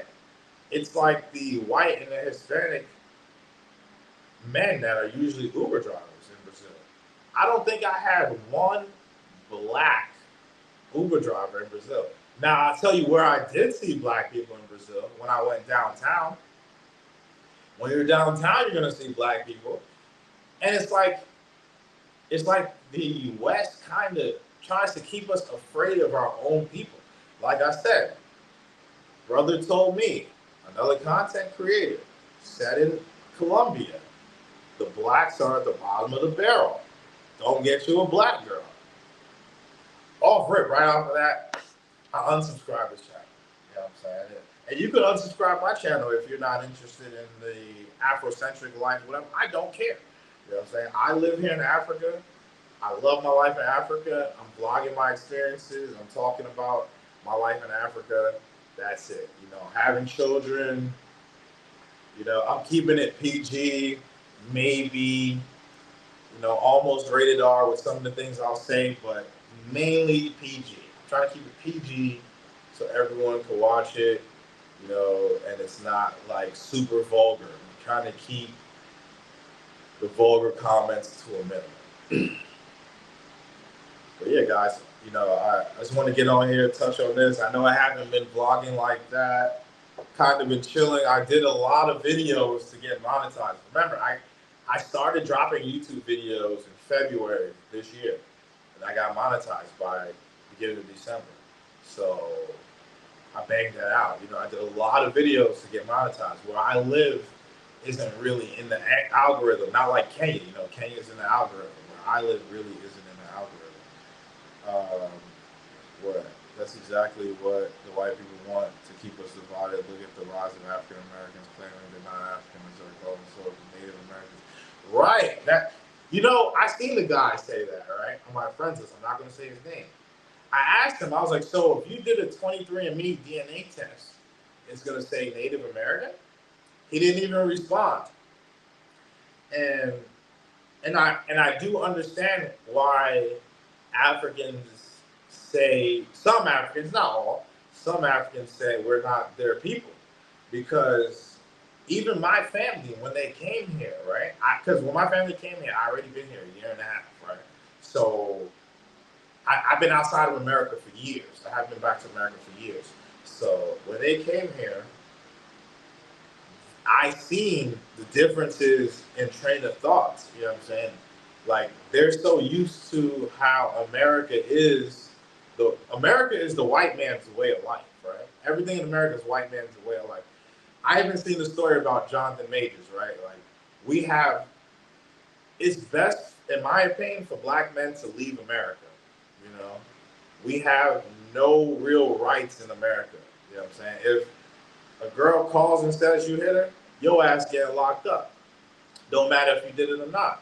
Your ass is getting locked up, and that's not fair because dudes aren't just punching women in the face. You seen Jonathan Majors running away. I don't even keep up with celebrity bullshit, but someone sent me. When the homies sent me stuff, it's usually intriguing. They don't send me like really stupid shit because I don't watch that. But yeah, I found it to be very interesting. Like my man's running away and they still hit him with assault and just to drop him, tarnish his name. It seems like in America, anything to tarnish the black man, even on the YouTube shit, the Queen Maker chick, right? I'm talking about her because people have been talking about it. So I was like, let me see who this lady is. I go to her channel and she's playing this rhetoric saying that black men are stupid. Black men in Africa are stupid. Black men in America are stupid. There's something wrong with the black males, period. Don't matter where you're from. Black men are just dumb, right? And she had 100 women in the chat agreeing with her. Yeah, black men are dumb. Black men are dumb. We hate black men. You know what I'm saying? It's like, wow, you guys really hate each other. You hate us that bad, huh? You know what I'm saying? Like, wait, what are you saying? The Queen Maker. If you're saying which, the Queen Maker. The Queen Maker is the dyke lady that got into an argument or debate, not argument, had a debate with Charleston White. And he told her, which was great advice, and which made the most sense, and is what they do here, even in Africa. Talk to people that have been married for a long time. Don't talk like, okay, this is my logic, right? The Queen Maker is obviously a lesbian, right? That's like me asking a homosexual guy his opinion on women. Do you think he's gonna say, oh, you need a wife, you need a wife? No, he's gonna say you need some man butt in your life.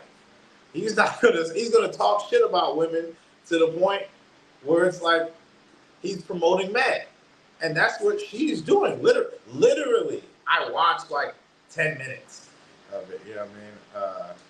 I watched like 10 minutes of it. And it was a pastor, actually. Now, it's all good, it's all good. I'm just over here, I'm over here preaching today. I'm feeling good. I haven't been on YouTube in a minute. I might run 2 hours, I don't know. I'm supposed to go to the gym, but I'm kind of sore, man. I went crazy yesterday. But yeah, like I was watching the video. Go to her page, actually. Look at it. You might even see my comment. I was super chatting her because I couldn't comment. I didn't give a fuck. It was like $15, whatever. I was super chatting there talking about like how she is wrong. I wasn't calling her out her name or nothing like that. I was just saying, look at this self-hate. Like, and then even the people in the comments, they're not looking for solutions. They're looking for people to validate their hate for black men. And that's ridiculous. And I would say the same thing with some of the manosphere. A lot of these guys aren't looking for solutions. They're looking for someone to validate their hatred of black women. So it's like, why do we hate each other so much in the West? Who caused this hatred? Who caused it? Was it us? Did we say we hate our own people out of nowhere? You know what I'm saying? It was a black pastor preaching this self-hate. It's crazy to me.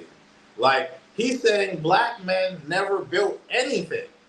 I'm in a house right now built by black men with no real machinery, putting blocks on top of blocks, putting the cement, building these houses by hand. You know what I'm saying? I watch black men outside. You want to see what black men do? Black men outside filling holes, creating sewers so water drains out in the country, building infrastructure with their bare hands and shovels. I've seen it. I see it every day. Black men busting their asses to feed their children. You understand that? These African men bust their asses to feed their children. I see black women, pregnant, walking miles to get stuff to help their children. They're so strong. Blacks are so strong. People of African descent are so strong. We can endure hardships and bounce back. You know what I'm saying? You see what happened after slavery, right? We were on the path of greatness. They had to throw crack in our communities to knock us off kilter, right? After crack came in, it was over. After they dropped crack, it was over. It was over. The image, when I was in graduate school, I was in law enforcement. I was supposed to be FBI, ATF. I even have my acceptance letters into phase 1. I can post it if you guys really want to see it. But I never went to go take the test because I was so disgusted. When I was in grad school, right, the image for a heroin addict in America was a black pregnant woman injecting her belly with heroin, And this is all stuff I was preaching against and stuff like that. But some people in America are so mind controlled and are just like automatically wired to hate their own. They don't want to hear it.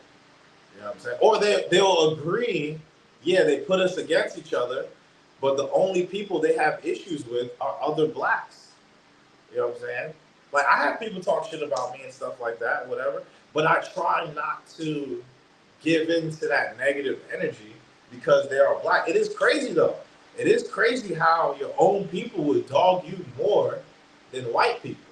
You know what I'm saying? So I kind of, like when Kevin Gates said, it makes you not even want to be a nigga.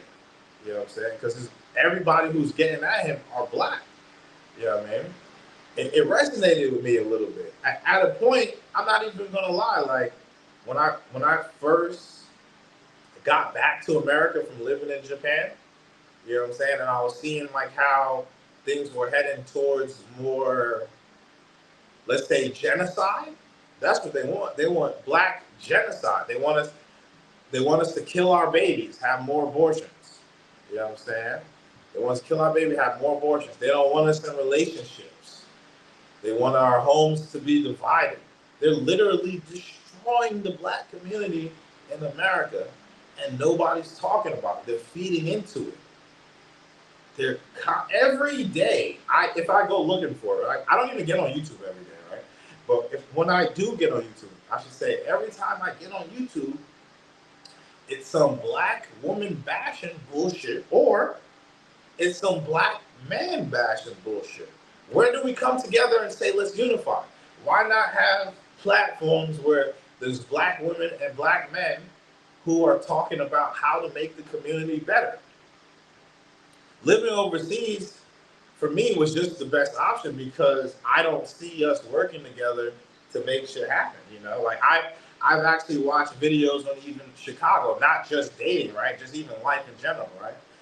There was a man, a firefighter in Chicago. Oh, shout out Real CP. Just sent me $3.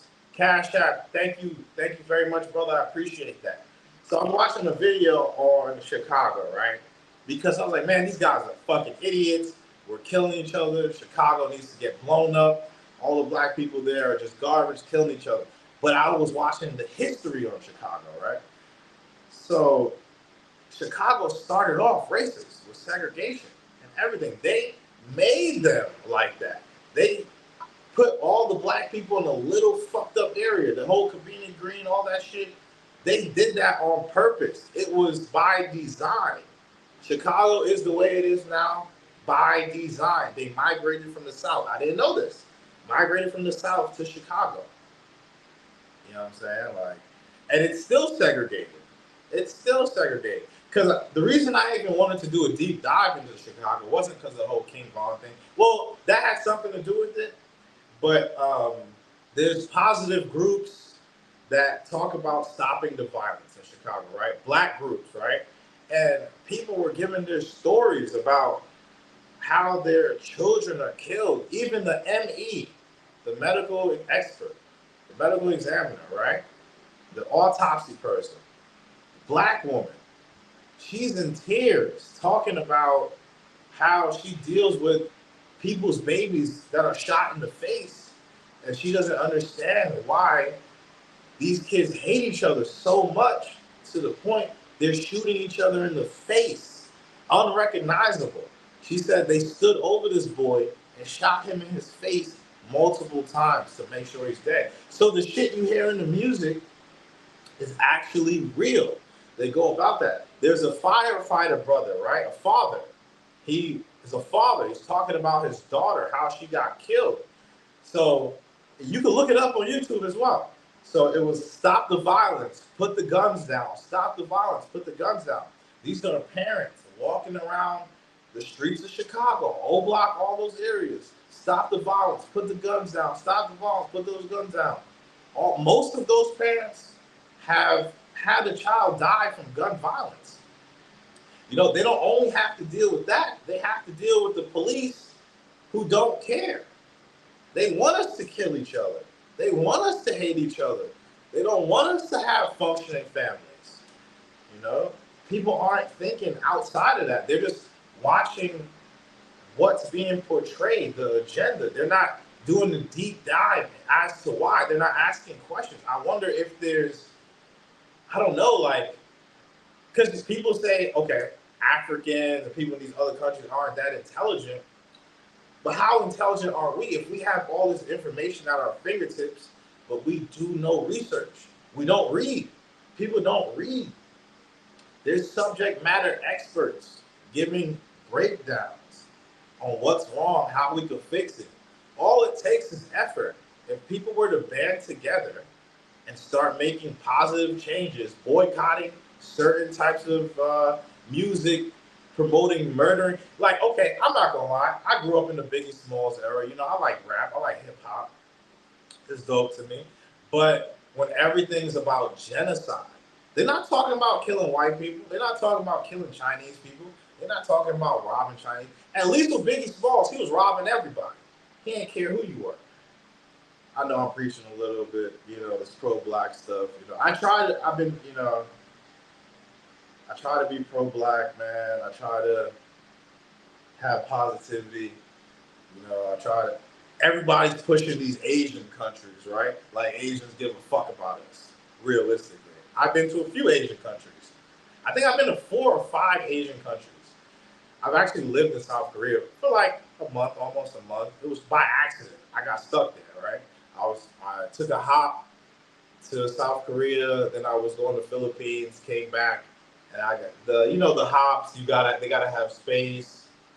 So I just kicked it there for like 4 weeks in South Korea. I ain't gonna lie, South Korea, they treated me very well, but I was a paying customer. Even people who weren't, I wasn't paying, like on the train and stuff like that. I would give South Korea's credit, it's cool, but those are still not our people.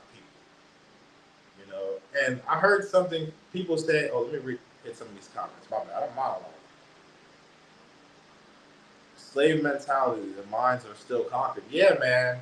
That slave mentality shit is real, bro. Like, it is real. I didn't realize how real it was until I left the plantation for good.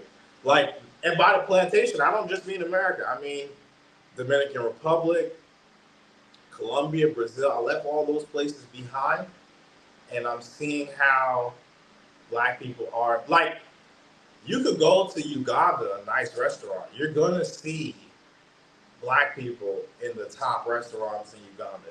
You're gonna see black people in the top restaurants in Tanzania. Um, in South Africa, when I went to South Africa, I went on a date with a girl I met from Mall of Africa. We went to like a burger place near Trump's, and you guys know Santa Mall, right? It's in Santa Mall.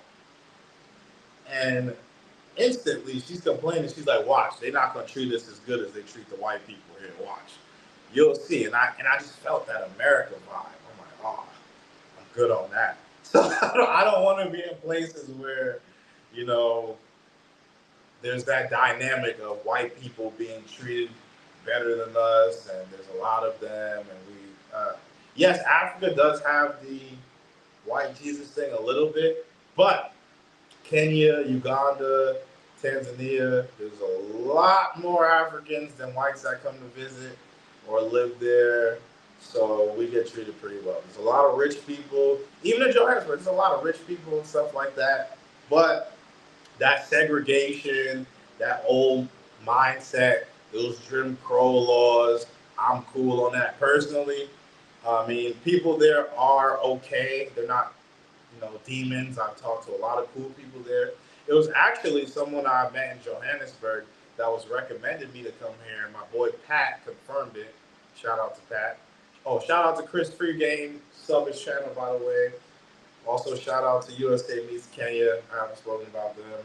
Shout out to Childversity. Shout out Razor Rays. Shout out all the homies on YouTube. Shout out to Real CP. He has a channel as well. Go check it out. Check it out. His channel's pretty dope. But let's see. Let's go to the next comment. Chicago is still one of the most segregated cities in America. Yeah, I was watching that.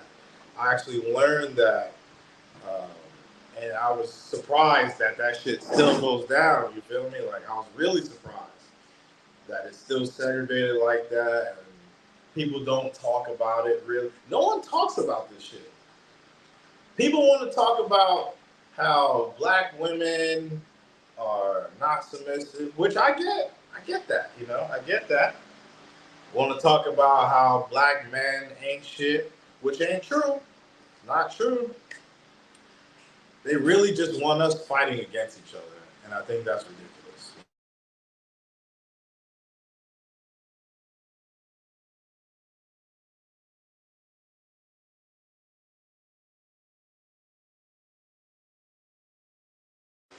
Coming back. Okay, there we go. Timed out for a second.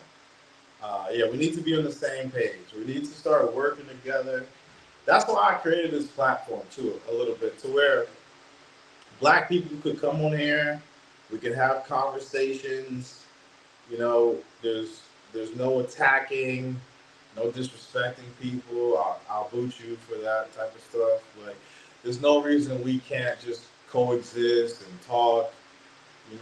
Even if we have a disagreement, that's cool. We could disagree and still move on. It doesn't have to be like, F you, Negro, you're stupid. You don't know what you're talking about. Go die somewhere. Like, nah, man. It's uncalled for. I see a lot of uncalled for shit. But back to what I was saying, man. I understand you guys are looking for women, may look to overseas. It's cool, but do not give your heart to a woman on Tinder that you will not see for years. Do not send people money. Don't send no one money, like that you aren't dealing with in real life and shit like that. Unless if they bring some real value. Now, if you're talking to a girl overseas and she's helping you, but you're not emotionally invested and you want to send her 20, 40, $50, help her life out, that's cool. But just understand she's talking to other men. As long as you go into it with that mentality, that's fine. And I even use it like this way too. Like, people want to talk about people drinking and doing drugs and stuff like that. Look, if they're not complaining about their lives and they want to do drugs and drink, that's fine. That's fine. It's your life. Live it how you want to live it. I am not the judge, jury, and executioner. I'm just speaking my truth. My truth just happens to be pro-black, pro-Afrocentrism. That's what I am on. I don't really agree with the Eurocentric ways, even though myself, I do have Eurocentric habits a little bit, that I have been working on. Because pretty much moving to a traditional place like this, right? You're being retaught how to be a human being. The way they live and interact is totally different than the way we live and interact in America. It's totally different. So the dating dynamics, gender roles, we don't have gender roles in America. You could say we don't even have really species roles in America. You could say you're a lion, identify as a lion. It's kind of ridiculous, man. Hold on, I'm about to get to you, CP, but people don't want to think critically and look at the root of the issue. That's it. Critical thinking. Critical thinking. I guess for me, maybe what sparked my critical thinking was going to the military, then doing undergrad and graduate school, doing a lot of research, a lot of reading. I never really used YouTube, honestly. I'm a written word type person. I don't. The only guy I watched on YouTube with travel, and I'm going to be real at the time because I was so young, right? I was so young. I was like 21 years old at the time. It was Cuba Dave. No, he's not the best example, but I'm just being honest. Cuba Dave, he had them things, it made you want to go to Dominican Republic. At that time, Dominican Republic was still pretty cool. But it's changed. Dominican Republic, Dominicans are just Negroes that speak Spanish, that don't really like other blacks from outside of their country. Be real. They don't even really acknowledge themselves as black. I see girls from Sosua, right, that are black with black Dominican men who have black children, and they still go work the block in Sosua. You know what I mean? Like, I'm pretty sure you guys know Ruth. She's always out there on Pedro Crescente. Like, I knew these people for years. For years. All right, let me keep going. Let me keep going. But I know you're laughing, Cuba Dave, but that's how long I've been in the travel game. You know what I'm saying? Like, I've been traveling since my early 20s. Like, since I was like 20, 21. I used to be the youngest dude in countries at these locations. Like, even in Pattaya, they'd be like, what the fuck? This young little black kid is here. What's he doing here? Like, I would have white guys be like, yo, how'd you hear about this? Staying at Hotel M in Medellin, I used to see U.S. Marshals and FBI agents doing cocaine. That's how long I've been doing this shit for. But, like, let's go. My thoughts on certain YouTubers doing consultations. Okay. Some people you don't need to listen to at all, right? Because the way I see it, right? This is just my logical mind, right? And you may not agree with it. If someone's gonna say, hey, I'm gonna teach you how to be a millionaire, they at least have to be a fucking millionaire. You can't have $5,000 and say you're gonna teach me to be a millionaire. Bitch, you're not even a millionaire. You know what I'm saying? Like, that's where the logic comes into play. You know what I'm saying? Like, so it's like if a guy says, I'm now charging for dating courses overseas, right? Do they have successful relationships? Should you pay for dating courses? And I'm saying a guy, because I don't know who's charging and who's not charging. I don't watch your content like that. You know what I'm saying? I don't know who's charging, who's not charging. Some people could be giving free consultation services like I am on on YouTube, with this live stream stuff. I don't know who is and who's not.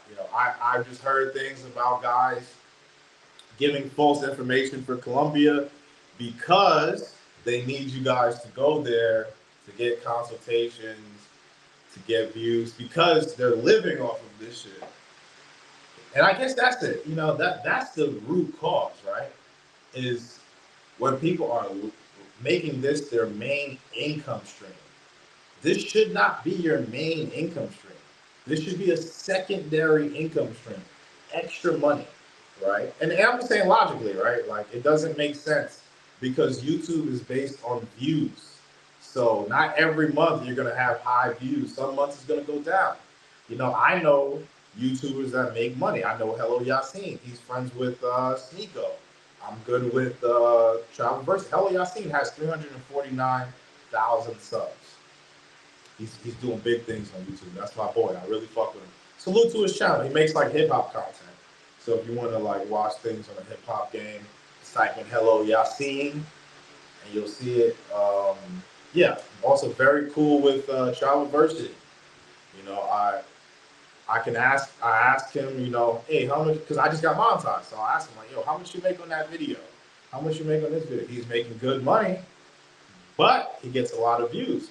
But even he has told me it's not guaranteed. It goes up, it goes down. You know what I'm saying? So just understand that. Shit goes up and down. I would not be paying guys who aren't in successful relationships. And even if they're in a successful relationship, right?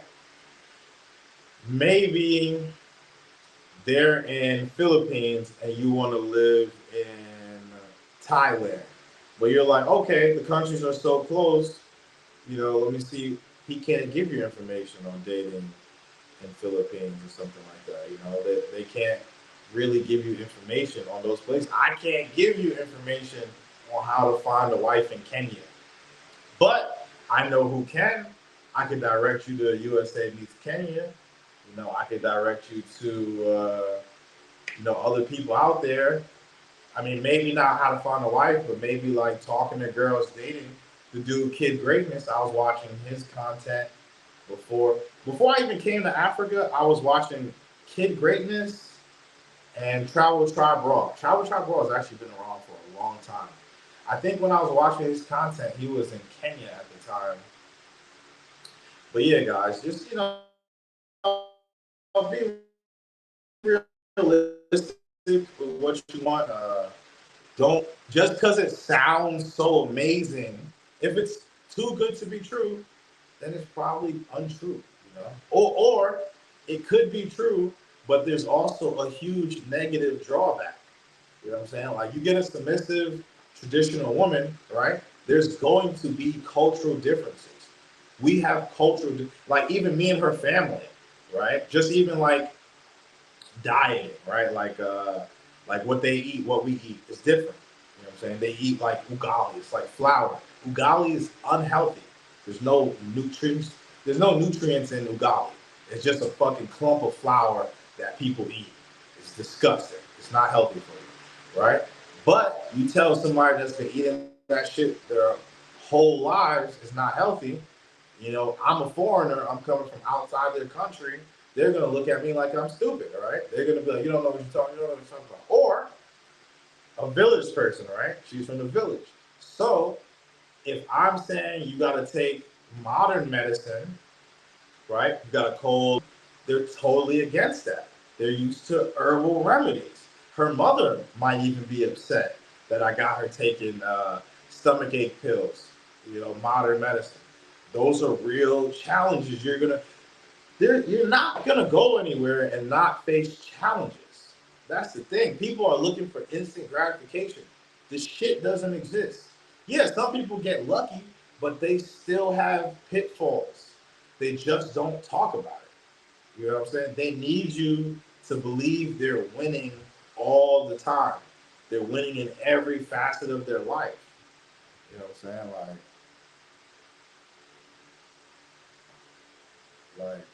But if you need very specific suggestions about Tanzania, yes. If you need things like about women and like things about the government, you want to know about corruption or any of that stuff. Actually, what I might do is, instead of charging people for consultation, I'll get serious. I'll start dropping Patreon content. You don't gotta subscribe now.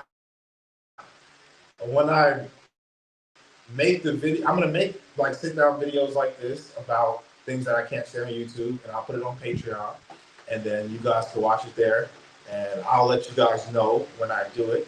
You know, I mean, right now I just got a few pictures of people I've met here in Tanzania. It's not worth you to sign up for it yet. When it is worth it for you to sign up for it, I will tell you.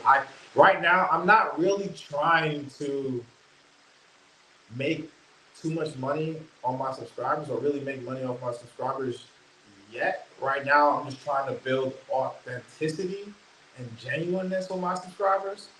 You know, I'm at least trying to wait till I get to 10,000 subs to where it's something I can't manage. Right now, everything is very manageable. You know, questions are manageable, but like certain things would require a consultation, and I wouldn't even charge like a crazy fee, maybe 20 bucks, 25 bucks, and we could chop it up for an hour about things that I can't say on YouTube. But if you just have like regular questions, where to eat, where to stay, pull up to the panel. Hit the link, pull up to the panel. I'll answer your questions. I'll answer your questions while I'm doing my live stream. Even if I have to pause for a second, I'll read in comments. If you came up here to talk to me directly, I will give you the respect to give you the one-on-one conversation for a little bit while still talking to my viewers. I may pause every now and then. But you guys got to remember, man, like, people have to keep you locked in on the country. You know what I'm saying? Like, have you noticed how many YouTubers say they don't like places like that? You know what I'm saying? Like, not too many. Every time they drop a video on a place, oh, best place in the world. You know what I'm saying? Oh man, you can't lose here. You can't lose here. Why? Because they're selling you fantasies. You know, like, and everyone's like, oh man, I need to go there. You know, like, dude, my man went there for 3 nights and 4 days. You know what I'm saying? And he's just an expert on Sri Lanka. You know what I mean? Or wherever, you know what I mean, it's popping that people have interest. Just do the math, put 2 and 2 together. I'm not saying don't watch the content. Just take it for what it is. It's content. It's just content. You know, it's content. It's not very informational content, you can say, but it's content. You know what I mean? People are, when someone drops a video, right, and they're just having random, like, I guess, because I noticed, this is something I've kind of noticed, and they just have like girls, right? So some girl off the street saying, oh yes, we'll do this, we'll do that. Well, these are not even girls they know, right? Any girl you see in my video is gonna be like her family member or family friend, right? So they got girls off the street they don't know at all. They may not even like the girl. This is their first time meeting the girl. They got 3 days, right? So boom, got the girl coming right away, doing a video, have her saying shit to make you guys interested in these places. So you pay for a consultation to go to the place, right? Now, people might be mad at me for saying this shit, but I'm just being honest here. You know what I'm saying? And like I said, I'm not asking for no money. I'm not knocking nobody's hustle. If you would like to do that, to pay someone for, you know, brief information on a country where they don't understand anything, you know what I'm saying, then go ahead and do it. But in 3 days or 4 days, there's only so much information you're going to have, especially when you're talking about when a lot of, and I didn't notice either until just recently, where like 90+% of guys that go overseas literally only do online dating. You get what I'm saying? They're not approaching girls in public. So you're essentially dealing with people that are afraid to approach women. And why they're afraid? I'm not saying their fear is unwarranted. It is unwarranted for this country, but what made them so afraid to approach women? Rejection in America. Because you could approach a woman in America and she'll be like, get the fuck out of my face, dusty ass dude, and just go in on you, right? So that's trauma. So that trauma transfers over to overseas. When guys are trying to talk to women, they're afraid to approach women. But I'm telling you, for a fact, the best women you're going to meet, especially on vacation, are going to be on the ground when you approach them. Women respect that more than the DM. Everybody's DMing them. You know what I'm saying? When you approach them, when you strike up a conversation, you show interest. That's more masculine than sending a message. Hello, how are you, sweetie? You know what I'm saying? When you approach her and you talk to her like a man, these are masculine countries, right? You guys are talking about submissive women. Submissive women respond better to masculine men than men that are afraid to do something. You know what I'm saying? You could ask the guys that came out here who partied with me. I do it as an example, right? I would go approach women. Even you're gonna get rejected sometimes. It is what it is.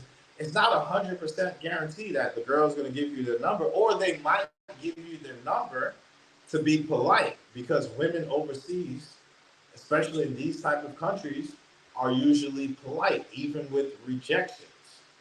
They're not just straight disrespecting you. Just dropping my little tidbits, you know. People could take, oh, let me see, wait, I did, oh yeah, okay, I did read that. Yeah, I'm dropping my little tidbits, my information, you know. I hope you guys can use it. I hope it helps people out. I hope no one is upset. You know, if you, and I'm looking at this thing right now, right? So I'm looking at this guy's page, right? So if you're gonna do a live stream and you have a pro, right? Oh, hey, what's up, bro? What's up? Oh, you just woke up. Okay, I gotta stay on for a few more minutes. You're gonna have to watch the playback, my man. This is my guy right here. Another one of my huge supporters. He emails me, we talk back and forth. It's pretty cool. He's actually looking for a wife, right? So I'm giving him the best information I can about, you know, how to get a wife here, free of charge. Free of charge. He'll admit it. I've never asked him for $1, you know, for my information. I was giving it to him because he's actually looking for a wife. But even for the guys that are looking for wives, too, you have to understand, if you don't live here, you're not going to get a wife. Or it's not in your best interest to get a wife and you don't live here. That's just my opinion. Or from what I've seen, the locals will say the same thing. If you talk to the locals, you're gonna get married, and she's gonna be, you know, I'm not. There's a guy who was telling people to go to a place called Q Bar. Right? Don't go to Q Bar in Dar es Salaam, Tanzania. That place is for mongering and mongering only. If you would like to deal with, I don't know, sickly women or women on drugs and things like that nature, then you go to Q Bar or whatever. But if you would like to have a more respectful experience, just stay away from that shit. You know, if you want to deal with regular girls, don't go to those places. Go to the mall, go to the grocery store, pull up on a girl in the mall. The mall's the best place to just find a genuine person. You know what I'm saying? They got drugs. Nah, not really. But okay, the Q Bar place is where the white guys go, right? And the white guys come with the cocaine, and I'm not trying to be racist. Fuck, I shouldn't have said that. But they come with cocaine and drugs or whatever. That's like the white boy hangout spot. You know what I'm saying? So those girls, you know, and I'm just being real here. You know, white guys do things a little, mostly, not all. There's really cool white dudes, you know what I'm saying? But those are old white guys. Let me rephrase it. Those are old ass white guys. The old generation, you know what I'm saying? So those dudes are into weird shit. You know what I mean? The old mongers that have been, you know, doing the shit for 30 plus years, you know? who got the girls like, eating toe jam from under the nails. I don't know, like degenerates. That's the best word. Degenerates. Shout out CP. Shout out CP. I really, really appreciate the donation, man. Shout out, man. Uh, oh, that's another thing. My man.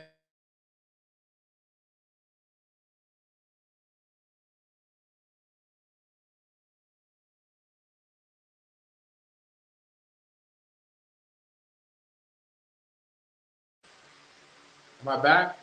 I'm back. Okay, okay. All right. So we'll get right into it. What's your opinion on the passport bros who refuse to learn the language, relying on Google Translate? Okay. You ain't getting a girlfriend using Google Translate right now. If you don't have a basic understanding of her language, or she doesn't have a basic understanding of your language, it's not a real relationship. She's there for money and money alone. And this is something too, in Latin America that I've experienced myself. And this is the difference between Latin America and Africa, right? In Africa, these girls will take their phone, turn it off, and throw the shit in the corner and give you their undivided attention. In Latin America, the chicas is like, because they're talking to their baby daddies and their husbands. But guys that is this Swahili language? Wait, okay. I'm gonna get to the next question. One second. But learning the language is very important. I've been learning Swahili, trying my hardest. That's how I'm able to at least.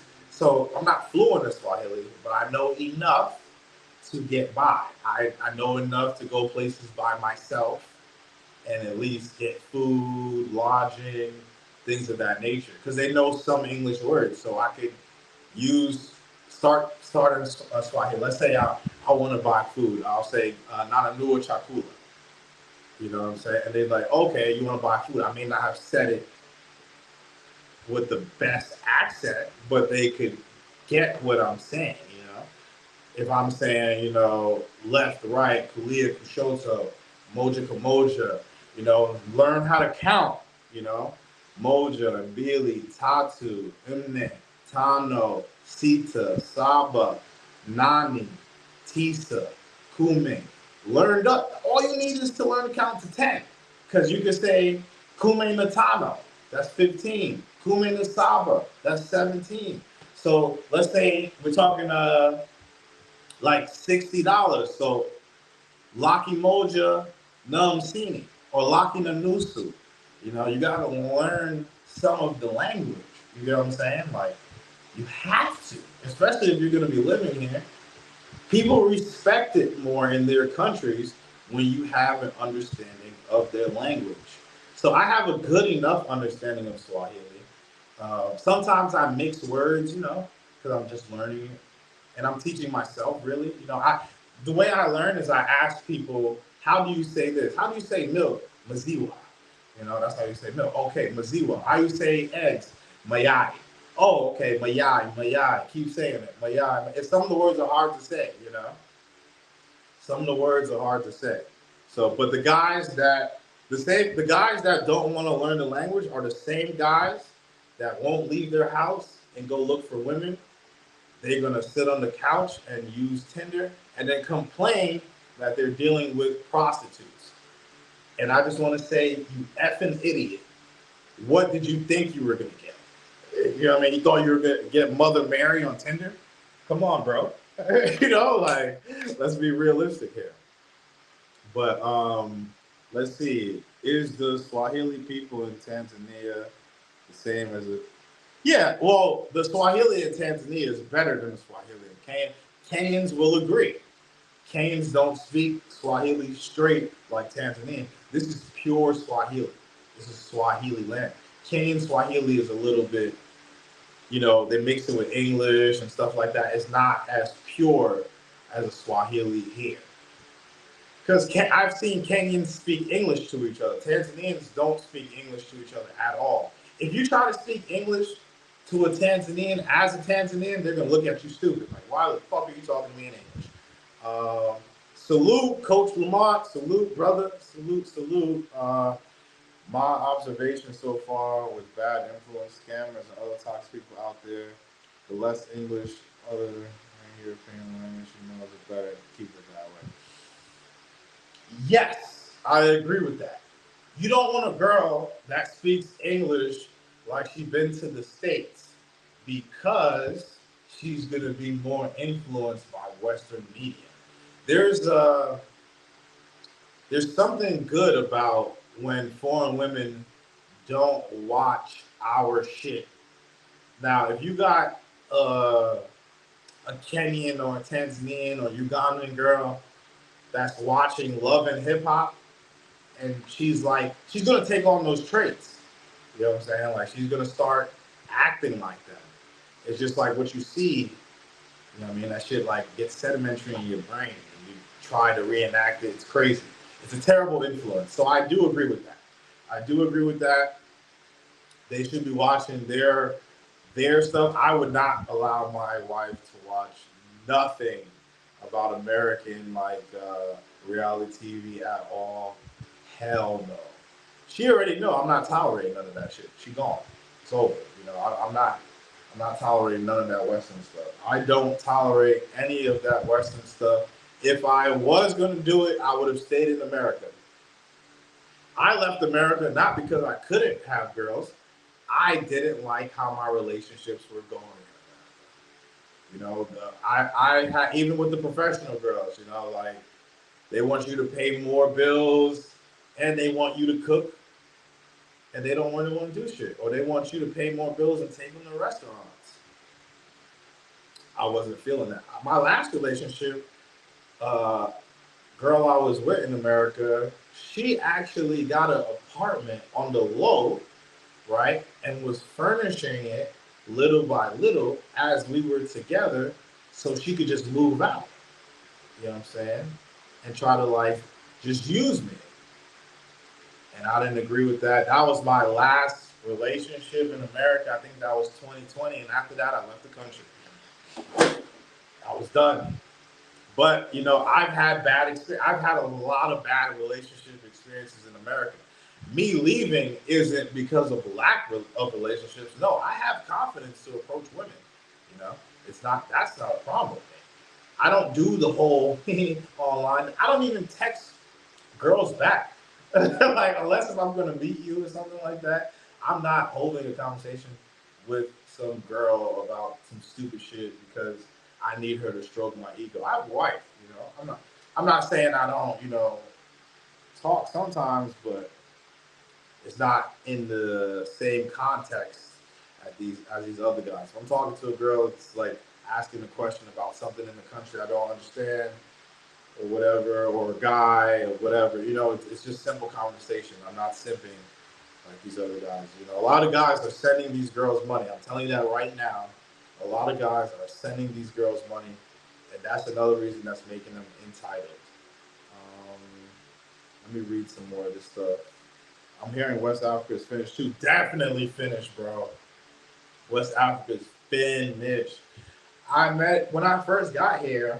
This West African guy asked for my number. I was like, "Oh, it's done. Cool, you know, because you know, brothers and shit. I give my number out, whatever, you know." And he's like, "Yo, I want to meet you so bad. Let's hang out." I was actually with another American guy, and he was like, "Yo, bro, gay. He trying to get at you." I'm like, "Word? This is Africa. Don't they chase people up trees with machetes for that shit?" He was like, "Nah, homie, really gay." So obviously I blocked him. But yeah, I was also told to be careful of West Africans because another West African guy I gave my number to. He wasn't gay or nothing like that, but he was trying to like, "Hey man, I'm doing this bank stuff. If you give me your banking information, I could get you money."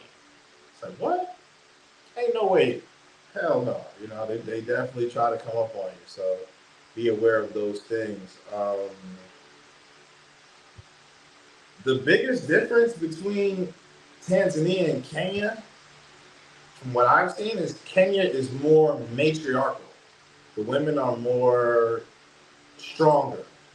They have more of a presence. And I'm not saying it's a good or bad thing because you know you could get a Kenyan girl and they could be very business minded. They could help you make more money, but they're not going to be as submissive. So if you're a guy that's looking for a woman that's submissive enough and a good partner, then Kenya's cool. But if you just want pure submission, I'm going to tell you Tanzania. Because I don't need a woman to make me money. I'll make my own money. You know what I'm saying? I don't need to have my girl here with me. You know what I'm saying? People are going to watch it or not. Even if this video only makes me 10 cents, I don't care. You know what I'm saying? It'll add up over time and I'll cash it out. This is an investment for me. Each video is a stock. Like, you don't invest in stock and expect a return in 2 days. You know what I'm saying? Like, I have tens of thousands of dollars in the stock market that's down, and I don't even care. I'm gonna wait 10 more years in the future and I'll pull it out when it's up. I don't even check my stocks, you know. I just go in there, throw a little bit of money and leave it alone because I'm investing. I'm putting more money into my content than I actually make, you know, and it's cool. You know, I'm investing in myself. This is a craft, right? So it's fine. It's fine. I don't need the instant gratification. You know, I go to the gym. I'm not expecting to have, you know, crazy cut up 6-pack abs, you know, within 5 years. No, I'm only 2 years in. I'm gonna keep going, see where I go. But let me see. Oh, another difference between Tanzania and Kenya, I would say, is Kenya is more developed. Kenya is more developed, especially Nairobi. Nairobi looks like New York, but you're gonna be paying, you know, stateside prices in Nairobi, and some people don't like that. Some people don't want to pay, you know, crazy amounts of money to go to Africa, and I get that. Some people are like, why would I fly from America, spend $1,500 round trip just to get to a place where I'm spending, you know, X amount of dollars per night, which is like 2 times Colombia. But I will tell you this, the qualities of apartments in Kenya are way better than Colombia. Way better. They keep them clean. Yo, my last Airbnb in Colombia had an Xbox, a PlayStation, multiple charging ports all over. They had the iPhone charger, the Type-C charger, the regular USB charger. They had HDMI cords. It was fantastic. It was a phenomenal place. You know what I mean? I didn't see nothing like that in Colombia. And I'm not a bum. I didn't stay. You can see my Colombia videos. I've stayed in very top-notch places. It's just, you know, the quality you get here is way better. Especially in Nairobi. You get good quality in Nairobi. Really good quality in Nairobi. It's really cool. Nairobi is a very cool place. It's just expensive. And I wouldn't suggest living in Nairobi. For vacation, you will really enjoy yourself if you're for first visit in Africa, go to Nairobi. For your first visit, I suggest Nairobi. It's safe. Nobody's gonna stab you. You don't gotta worry about somebody running down on you in Nairobi at all. If you want more of a beach vibe, then I suggest Mombasa or Dar es Salaam, where I'm at. But just go there understanding it is not America. People in Africa move slowly, preparing food and all that. So don't think like, you know, because we got that mentality like in America, like, yo, this person came after me. How did they get their food? Their order could have been a lot simpler than yours. You know what I mean? They could have just wanted like some cheese sticks or something, which takes no time to make. And you want like something very intricate. Ignore Nigeria, Ghana, try Senegal, the Gambia. See, okay, my only issue with places like the Gambia and Senegal is I don't do small countries. Small countries aren't really for me. I've tried. I don't even like small cities. That's why I had absolutely no interest in going to like Durban or anything like that. Wait, I know you recommend it. Second, Cape Town, Joe. I don't recommend Cape Town. I mean, not Cape Town, Joburg at all. I heard Cape Town's cool, but I do not recommend Joburg at all. I did hear Cape Town's pretty cool. It's just going to be very expensive. Cape Town's going to be pretty expensive. Um, but it's nice. You're gonna enjoy yourself in Cape Town. From what I've heard, if anything, maybe you can reach out to Just Travels and maybe have emails. He's a South Africa expert. He's been in South Africa like 4 years or 5 years by now. So he's the expert. Yeah, I heard real bad. Tony has become time for those seeking wives. Different. See, and that's another thing because my boy Chris Regain, he was talking about, some guy, and he's right. Some guys only want to talk about prostitutes. Now, here's my logic on it, right? Or women having sex and shit like that, right? Okay, that's cool. Let's say your first month, you're just gonna have sex with different girls, whatever, right?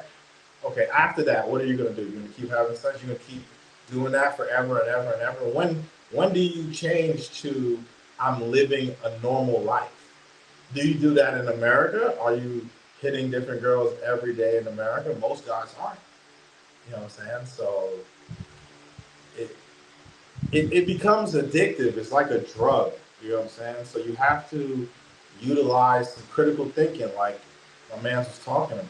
You know what I mean? Like there are a lot of guys that are just looking at it from the sex aspect because they are sex deprived, and I get that. I get the deprivation of sex will make people only care about sex. And I'm not saying, sex isn't a side quest or like having the availability of sex or women to choose from is a bad thing. No, like I like that. I like the fact that, my wife ever leaves me, I could go get another one. You know what I'm saying? Like I like that. That's cool.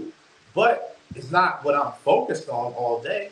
You know what I'm saying? My wife ever does something to where I need to leave her, you just won't see her in the videos no more. It'll be another girl. You know what I'm saying? So it's like, it's not something I need to harp on daily. I don't need to daily talk about, oh man, African girls are so much. Now, I may promote, you may see me in some comments promoting my channel saying shit like that, but I don't talk about that in my actual channel.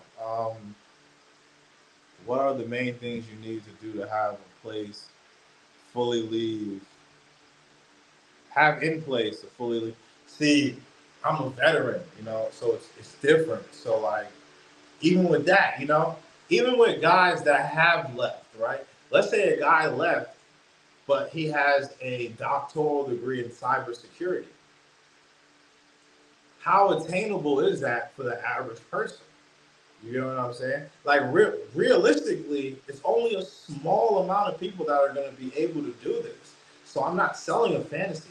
What I'm more saying is if you can't leave, you could bring your girl back to America, even though guys disagree with it. Just take her to the boonies. Don't live in the inner city. Live in the suburbs. Limit her to Western exposure. You know what I'm saying? Go to the South. Go to places where it's not so rampant. That's my realistic suggestion because doing this is unrealistic for a lot of people. And that's just my 2 cents on it.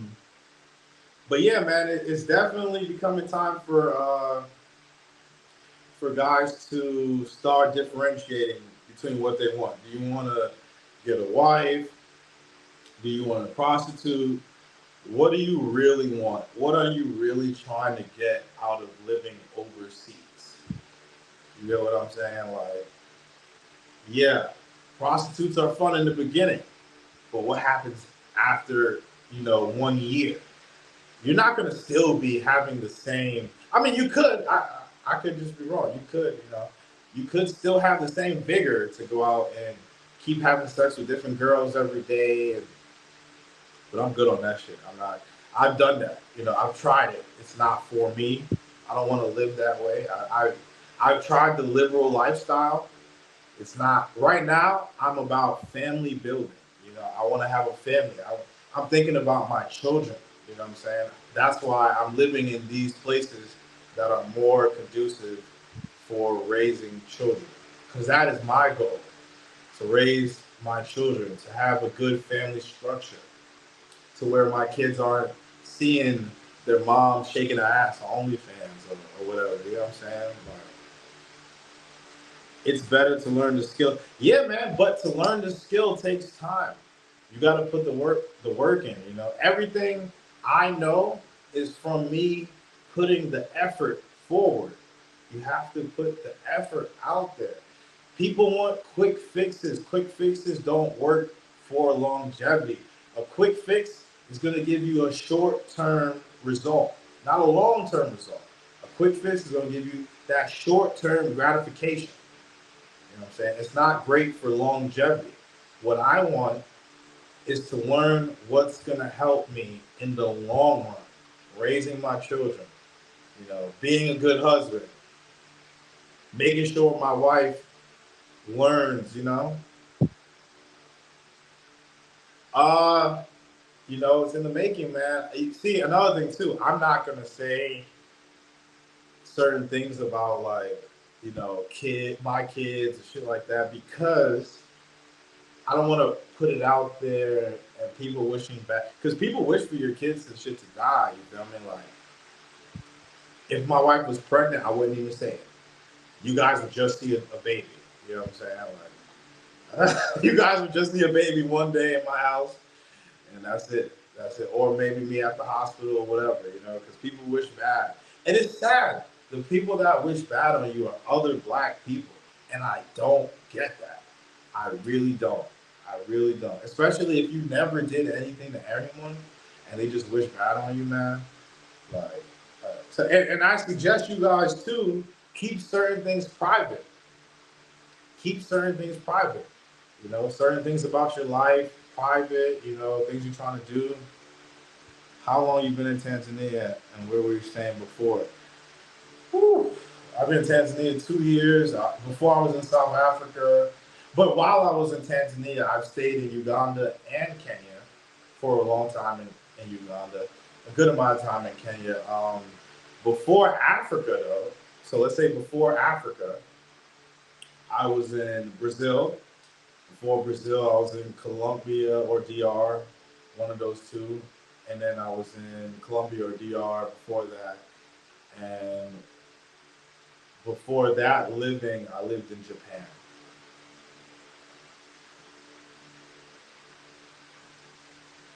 Yeah, man, I won't mind the super chats, but I understand. People have things to pay for. It's cool. It's cool. I'll take them when I get them. I'm appreciative. Shout out to CP for being a great support. Hey, how do I give you a wrench, bro? I don't even know how to give you I gotta give you a wrench. You and Diego, I gotta give you guys a wrench. You guys are always here supporting me. I'm gonna learn how to do that after I get off this live. I gotta see how to give people wrenches. I watched the dude do it during his live stream. I don't know how to do it. But yeah, guys, just be wary. Be wary. Some people are only on here to take your money. You know what I'm saying? Like, I'm not the okay. So I'm not gonna say I'm not the type of guy. So I'm not really interested in sending someone money to go pay for pussy, right? I'm not gonna send you money so you could go have the time of your life with a prostitute. You know what I'm saying? Unless if I like you personally, you're sad, you're depressed, and you need something, maybe you feel like hurting yourself, something like that, then I'll send you money. You could go, have fun for the night, but it'll be a one-time thing. It wouldn't be I am not supporting habits. It's like me sending you money to go buy cigarettes. I'm not going to support your habit. I'm not sending you money to go buy Hennessy. I'm not supporting your habit. That's your habit. You deal with your shit on your own. You're a grown ass man. If you have an uncontrollable pussy habit, that's going to affect your pockets, not mine. If you drink every day and the shit got you living out a cardboard box and you can't eat, hey, you did that to yourself, man. I might send you food, but you probably sell it to get another drink or another hit of drugs. Uh,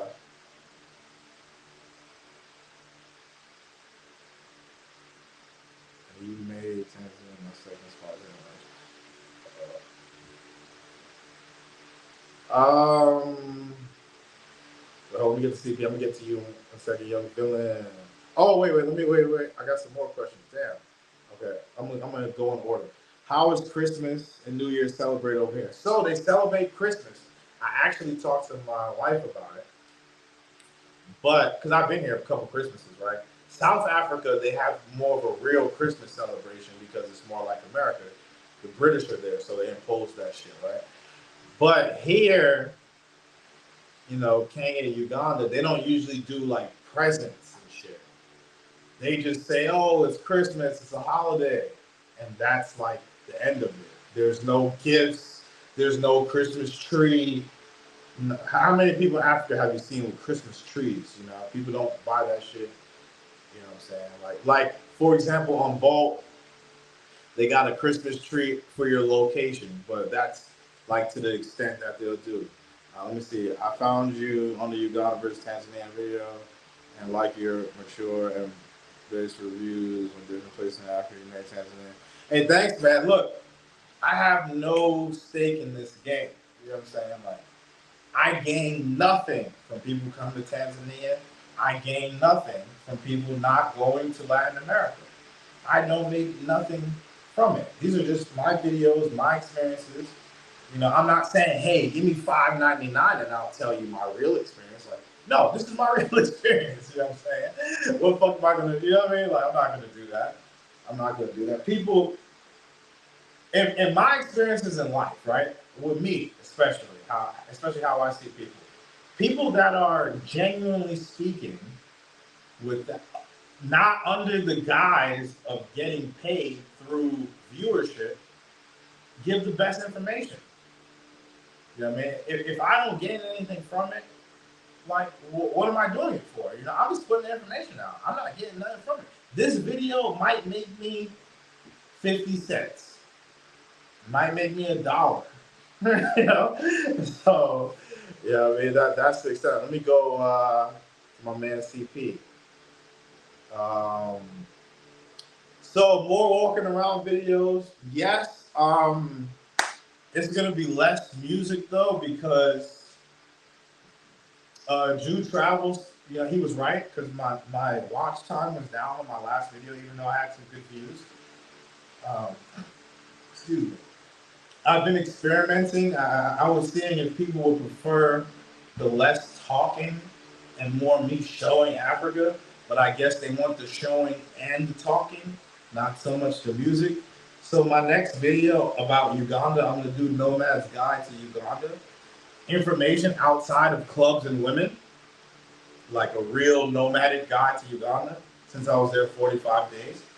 Food places, apps, things of that nature. I'm gonna do that maybe in 2 days. I'm gonna let this video cook. Maybe on Sunday or Monday, I'll release that video. It's gonna be me outside a little walking, and then the rest of it's gonna be me sitting down.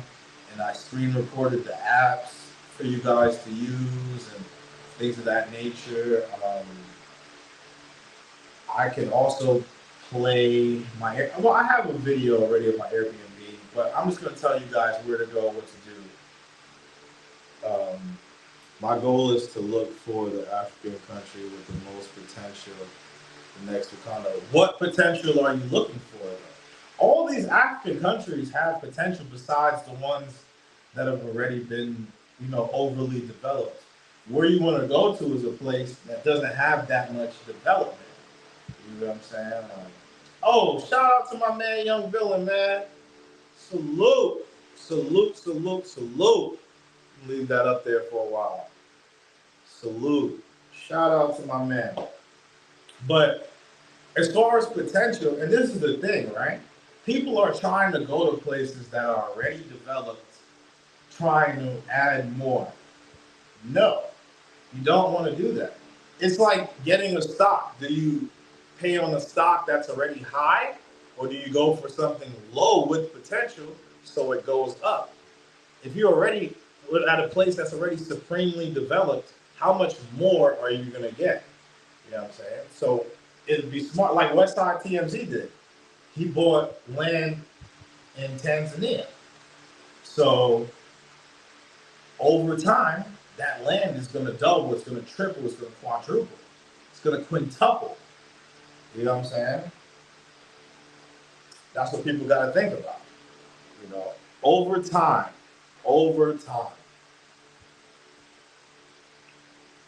people want to walk into these already highly developed places and get upset. You know what I'm saying? When it's like, oh, things are so expensive here, just like, and oh, I'm gonna go back to this too. The bitching. The bitching. Overseas, people should not come and get to bitching in a country they're in. You don't like the country, leave. It's that simple. It's that simple. Just leave. Just leave. Don't go back. You know, don't leave. Don't go back. That's it. I don't complain about South Africa every day. You know, I'll say it's dangerous. I'll keep it pushing. I'm not gonna go in about everything I've noticed there because I don't live there. I don't live there, and I'm not going back. So I don't need to go in on them. You know what I'm saying? Like, if you don't like a place, keep it pushing. There's other places. There's a lot of places you can go to. There's many different countries in Africa that you can go to. And like I suggest trying different places if you are going to be a nomad, even on vacation. If you're on vacation, especially, go to different countries. Reason why I don't prefer South Africa. I don't prefer South Africa because people my skin color are oppressed there. That's why. That is why. People my skin color are oppressed there. There's literally white only neighborhoods. And everything I'm saying, right? And I want you guys to do this too, right? Everything I'm saying about South Africa, because I've seen people bitch on No Excuses platform about what I've said, and he even had to block my comments because I was dropping facts, right? I don't like South Africa because of the homosexuality. It's one of like 4 countries in Africa that have gay marriage laws and all that other stuff. I don't want to see. I don't want my children to be in a place where men are tonguing each other down and shit, and it's cool and everybody's like giggling. You know, it's a version of America. I don't want my children to have to deal with colorism, segregation. You know, I that's mine. This is what I don't like, but other people might like it. Um, what else? The liberal things that white people implemented. Feminism there is crazy. You'll see Oprah Winfrey like on fucking billboards. I hate Oprah. Now I don't hate her as a person, but you know what she's doing. You know, like she's a huge feminist. You know, she had a lot of trauma in her life. I understand. If you guys know Oprah Winfrey's story, she has a crazy backstory, but she made it to be a billionaire. I do respect what she has done, but she is a puppet now. She's just trying to make money. She's a puppet for white people trying to make money. She does not care about black people. Look at Stedman. She's a divestor, right? So I don't fuck with Oprah. So places that propagate Oprah, I don't give with. So much content. Yeah, man. I'm just waiting for rain season to be over. It's still raining a little bit. Not crazy. It's going down. You know. It's going down. So I'm gonna say probably January or February. So I'll be dropping a video once a week at least while I'm here, right? While I'm sitting down in rain season, I'll be dropping a video on generators, operation. I got a video with No Excuse when he was out here. I got a drop. I got another video with an interview with Mr. G, the guy that was in my second to last video. I got a video with him. But yeah, like I said, guys, when you're coming out here, don't stay at Q Bar unless you want to be around prostitutes and white people. It's a dumb place to stay. There's better places to stay. It's a disgusting place. It's seedy. It's run down. You know, how much is the Muslim population in Dar es Salaam? I think about 30-something percent. 30-something percent, I believe. Like low 30s. Or mid 30s. It's a lot of Muslim people out here, but they're cool. There's no segregation amongst blacks here, but there is some segregation between Middle Easterns and blacks as far as living. Middle Easterns stay to themselves, the blacks stay to themselves, but there's no like light skin, dark skin segregation. That doesn't exist here. Are there people that bleach their skin in East Africa? Yes. People always ask me about it. But those aren't people from good homes. Those are people from like fucked up homes. So, I mean, those are the people you don't really want to deal with. If you're with a girl, she's bleaching her skin, she's cooked in the caboodle. You know what I mean? She's done. I wouldn't even tolerate that. That's to me. You want to make yourself. It's like I got with you because you black. You know what I mean? If I wanted a white girl or something like that, I would have went to Ukraine. You know, got me a snow bunny out of there. You know what I'm saying? But yeah, I'm just glad I was able to give you guys my real experiences here in Africa, around the globe. I hope I didn't make anybody too mad. I wasn't picking on no one in your consultations. I don't know who's holding dating classes. I know some people are doing consultations. There's many people doing consultations. Pretty much almost every YouTuber overseas is doing consultations, right? Everyone has some type of consultation. Some people don't even make money unless if they do consultations. Even people that are non-monetized do consultations. Women do consultations, not just men. Women, there's a chick I seen, she's not even monetized, trying to do consultations for Tanzania, charging people because they want money. It's all about money. It's not really about helping you. It's just about money. I would like to help who I can. I can't help everyone. You are not allowed to have dual citizenship in Tanzania. You are not allowed. What you can get is a residency if you have a retirement, right? Or let's say you get a monthly income, right? You get a monthly income. You could bring that down to the to Uhamiaji, the immigration office, and talk to them. And that's something I would have to either do consultation on or I'll do on Patreon in the future. I don't want to, get into too much of that, because some of that stuff requires extra money. I don't want to get into that. And not a lot, not ridiculously amounts of money, but it's just shit you probably shouldn't talk about on YouTube too much.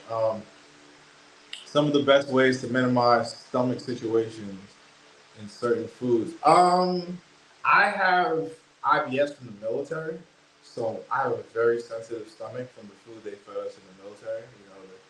They gave us all that fucked up food. So my stomach is more sensitive than the average person. So certain things will fuck with my stomach anyway. So all my food is home cooked. I eat home cooked food because that's better for me. I don't really like restaurant food like that. It can make me sick. I will go with you to the restaurant if you come here. That's fine. I'll do it, but I don't do that normally. Normally, my wife cooks all my meals. All my meals she cooks. And I'll start vlogging some of the meals. I'll throw it in videos and stuff like that. I've already been doing it a little bit. I'll do it more so people could, be a part of it, see it. Let me put that back up there. My man hooked me up. Shout out to my brother again for dropping that. But yeah, so another thing about the stomach things, if you go off of the beaten path, like outside of the city, right? Let's say you want to go to a village in Moshi, Tanzania, right? Like way off the beaten path, like super rocky ass roads. There's no actual paved roads there at all. The water will give you a stomachache. It's not really the food, it's the water. It's the bacteria in the water. And it's not that it's deadly bacteria. No, we are just not used to the bacteria. It's like food poisoning in the Dominican Republic, right? I know everybody's heard about people getting sick in the Dominican Republic from eating food, right? It happened to me. I was on the toilet for 12 hours in the Dominican Republic, right, with the stomach flu. So, but you don't really hear about Dominicans having it. Why is that? Their bodies have adjusted to it. It's called traveler's diarrhea. Look into it. Traveler's diarrhea. We're not used to the bacteria there, so we have adverse reactions to it. And that's the gist of it. It's water. And it's not the drinking water. When they cook food, they wash the pans in the water, right? So they throw your food on top of the oil that was washed by the local water from the sink or whatever. That is what's giving you diarrhea. It's not the food itself. Or they're rinsing the food off with water and vinegar and shit from the sink water. That's what's making you sick. Yeah, man. Oh, you never looked into it, bro? Yeah, man. Look, bro. Whenever I get sick, I'm on WebMD. I'm reading I'm putting my exact symptoms. All that. I'll run for like 10 more minutes. I'm putting my exact symptoms, all of that, bro, because they will give you real information. YouTube, there are YouTubers that give you real information, but a lot of YouTube is just people trying to make money. So the information is disingenuous because they're withholding information. So you pay for that information. Like it may seem I'm not withholding information. It's just certain things I cannot say because it will yellow mark my video or might yellow mark my video. I'm newly monetized, so I've had to hide videos because of yellow mark. I'm not putting videos on here to be yellow and red marked. That doesn't make sense. It's not going to make me money, you know. So I'm trying to be more careful in what I say. But you go to Pakistan. I would rather go to Pakistan instead of going to Colombia. If I had a choice between Pakistan and Colombia, I'd probably go to Pakistan, honestly. This day and age, because they are targeting us in Colombia. It's like every month someone is either drugged or killed. Am I right or am I right? I know you guys see these articles. DC Born Rob is actually someone I watch on YouTube as well. That guy gives you real information on Colombia. DC Born Rob is who you guys need to be talking to about Colombia. You know what I'm saying? He's giving real information. He's not selling you dreams. You get what I'm saying? When people are selling you fantasies, it's like con artists. You know what I mean? Con artists are gonna make shit sound so sweet, so good, and then boom, your account is done. They drained you. You know what I'm saying? Like, just think a little bit. I know it sucks in America. I know it sucks to have to believe your favorite possible place might be too dangerous for living or whatever, but it's just the realness of it. If you're willing to take the chance, if you're willing, I'm not gonna say if you don't.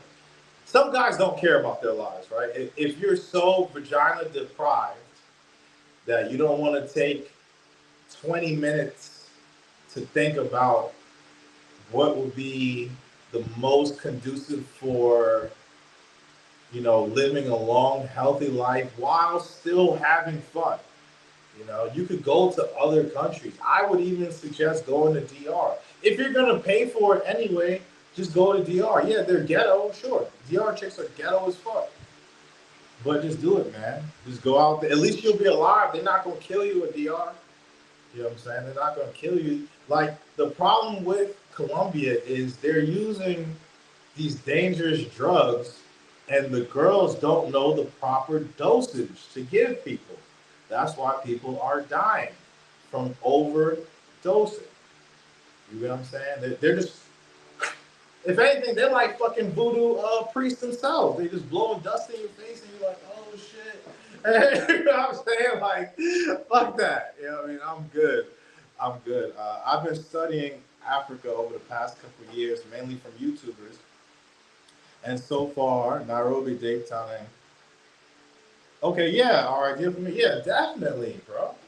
Like I heard Cape Town was cool. I haven't heard the negative things from Cape Town like I have seen in Joburg myself. Not heard, seen, and heard other people. I've heard of YouTubers getting robbed on live stream in Johannesburg. And you guys got to remember too, like It comes down to who you're watching. Is this person trying to make money? Is this person a pure whoremonger? Is that all they talk about? Sex tourism, girls doing things for money for them. The clubs where girls are going to be the most compliant with the fees or whatever, or the most reasonable prices they'll give you for sexual adventures or whatever, man. So just look, just really study who you're watching. Listen to their words. People reveal what they're into just from talking. All we're doing is talking. You know what I'm saying? And a lot of people backpedal. So they're backpedaling. If I were you guys, I would also watch out for that too. Like contradictory statements. Okay, I thought you said this was safe. Now you're saying like, oh, it isn't that safe. Why? Why are you backpedaling on what you're saying? Like, stand on what you mean. But let's go in general. At a hotel, etc. Brush your teeth. Okay, so my mother had an issue with she didn't have any stomach issues, but she was so paranoid, right? What she did, she boiled her water and then she, rinsed, let it cool down and brush her teeth and shit like that. You know what I'm saying? What you can do is get a water filter. You can go to the mall, buy a water filter, and cool, it filters out. Because another thing in the water, in a lot of these places, they have like metal in the water. And that's why people have like black teeth. It's not that they don't brush their teeth. The metal is staining their teeth. The copper, whatever metals are in the water is staining your teeth. That's where that's from. Let me see. But yeah, you can use the water to brush your teeth. So in the inner city, you don't really have to worry about getting sick from water because they somewhat filtrate the water a little bit in big cities. When you go to small towns, they're not doing that. Devil's breath. Yeah, that devil's breath shit ain't no joke. I never got hit with it. I was never drugged or scoped in Colombia, but I was on my P's and Q's. And I was so defensive. This is why I don't think being in Colombia is good either. I took my defensiveness, right, from Colombia and Dominican Republic, especially Colombia, and I brought that shit with me to Africa. So I'm going hard on chicks at first. I'm like, fuck you doing, girl? Why you touching my drink? You know what I mean? I'm tripping. I'm ready. You know what I'm saying? I'm ready to grab somebody up and throw them out of my house. You can't take the mentality from Latin America and come to Africa. Now, I did hear, and this is just being real, and you can look this up as well. In Kenya, in Nairobi, they do drug people sometimes. And I'm just being real. You can look it up, verify yourself. I've asked other people in East Africa. It was news to me. All right. So there are drugs, but it's very rare. It's not commercial. It can become commercial. It can get crazy in the future, but I don't think they're going to let that slide in Africa because Colombia doesn't care about Americans, but Africa does care about people coming and them getting money from visitors. So they have to keep keep it cool, keep it clean, whatever. So they do take care of foreigners better in like places like Kenya compared to Colombia, places like here compared to, you know what I'm saying? They'll take care of you. Oh, look at this new comment.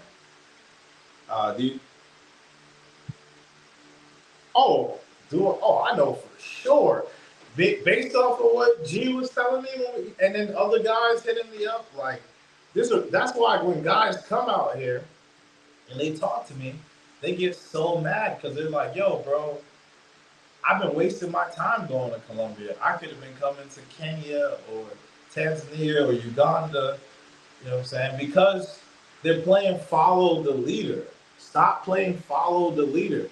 You know what I'm saying? I never was chasing behind other people. I'm going to places on my own volition, on my own dime. You know, I'm not saying like, oh, you know, all Americans are saying this place is cool, so it must be cool. That's not true. That is not true. It's not a good idea to base your travels off of the crowd, because the crowd will lead you astray. You see all the people saying, man, and man, I'm from Chirac, so Colombia ain't shit to me. I'm a real good. You know what I mean? I go out there, I ain't scared, I ain't scared. So they're using that that justification in their head, and they're putting that on the viewers. But like I was telling No Excuse in the last video we did, not everybody's a tough guy. Not everyone is a tough guy. Some guys are soft. And there's nothing wrong with not being a fighter. You know what I'm saying? Not everybody's meant to be a fighter.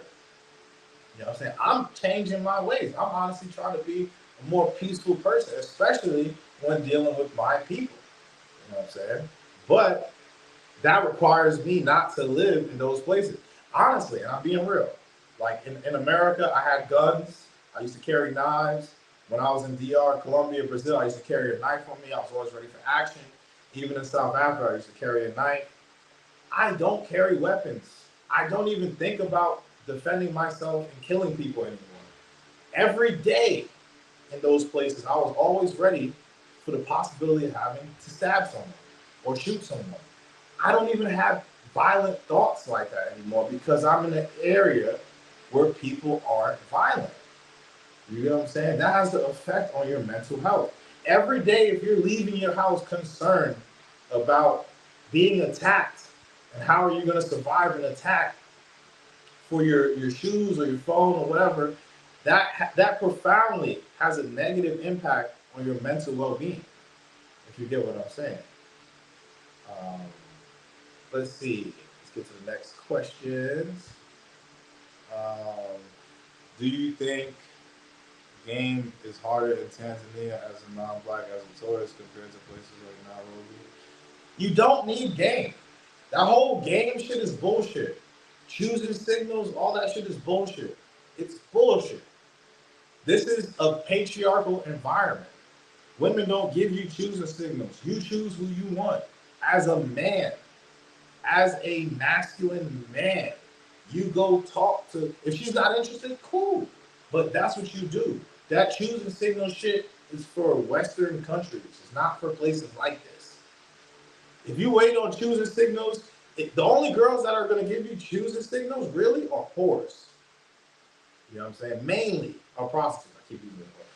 Like the prostitute girls are giving guys choosing signals in the club. Yes. But those same girls are in that club Thursday, Friday, Saturday, Sunday this week. Next week, Thursday, Friday, Saturday, Sunday. Next week, Thursday, Friday, Saturday, Sunday.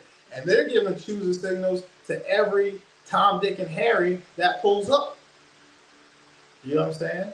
So that choosing signal shit is ass, bro. I wouldn't even rely on it. If you like a girl, go talk to her. She's not going to bite your head off. It's not America. She's not going to say F-U-B-A-N, dusty ass dude, get out of my face. But I will say this, and I'm going to make a live about this. Your appearance does matter. Not saying you need to be pretty, but you have to have nice clothes. You can't have a shirt where your collar's all the way down here. You know what I'm saying? It's swinging. You know what I mean? You can't be walking around with crusties on your eyes. You know what I mean? Like, you got to comb your beard. You got to wash your face, you know? Be refreshed. You know, maybe take some face cream. You know what I'm saying? Do a little scrubbing. Exfoliate a little bit. Go out there. Look clean. These African dudes are doing it. They take care of themselves. You don't see these, when you go to these African countries, their clothes aren't expensive, right? A lot of times, right? But they're clean. They iron their clothes. Africans take a lot of pride in their appearance. You know what I'm saying? Even in the other countries, people take pride in their appearance. And I don't know where this whole thing too came from, where guys think just because you're American, you could go overseas, my BCA is all over my face, and get, you know, girls and you know, your private areas smell like moldy cheese or something. You know what I mean? It's not gonna happen. You know what I'm saying? Some girls rather stay broke than deal with a nasty guy. And that's just the real of it. There are a lot of girls that will rather stay poor than smell somebody stink nuts. I'm just being real, bro. Like, I'm being real. They are good. They're good, and that's everywhere. That's just not, you know what I mean? That's around. It's literally a business to promote Colombia on YouTube. Yes, yes, it is a business to promote Colombia on YouTube now. It is a business. A lot of YouTubers don't care about your well-being. They don't even care about black people. How many of them are in black countries around their people like that? You know what I'm saying? They don't care about black people. This is what I'm getting back to. You know what I'm saying? I do care about my people. I don't care about the ignorant people. I'm not going to say I love every. No. I care about family orientated, cool, just normal, going about their lives, black people. I'm not with the fuckery like dickheads or whatever. I don't care about dickheads. You know, I don't even. They're not my people. You know what I'm saying? Like, if you hate your people, you want to be ignorant. You know what I'm saying? You're a stereotype. You're what the white people like to use, the word they created for us. That's what you are. You represent that. But if you are a person that is forward thinking, looking for longevity, you know what I'm saying? Just a good life. I don't care if you like Western women. That's cool. You like Westernized women. You don't have to like the same things I like. I'm not even promoting that either. We could like different things and still be cool. You know what I'm saying? I'm not promoting my exact way of life onto other people. What I'm saying is be safe. Be safe. Don't just give your life away for a quick nut. You know what I'm saying? Like, every woman is born with a vagina. There's many vaginas in the world. There's many pretty women in the world.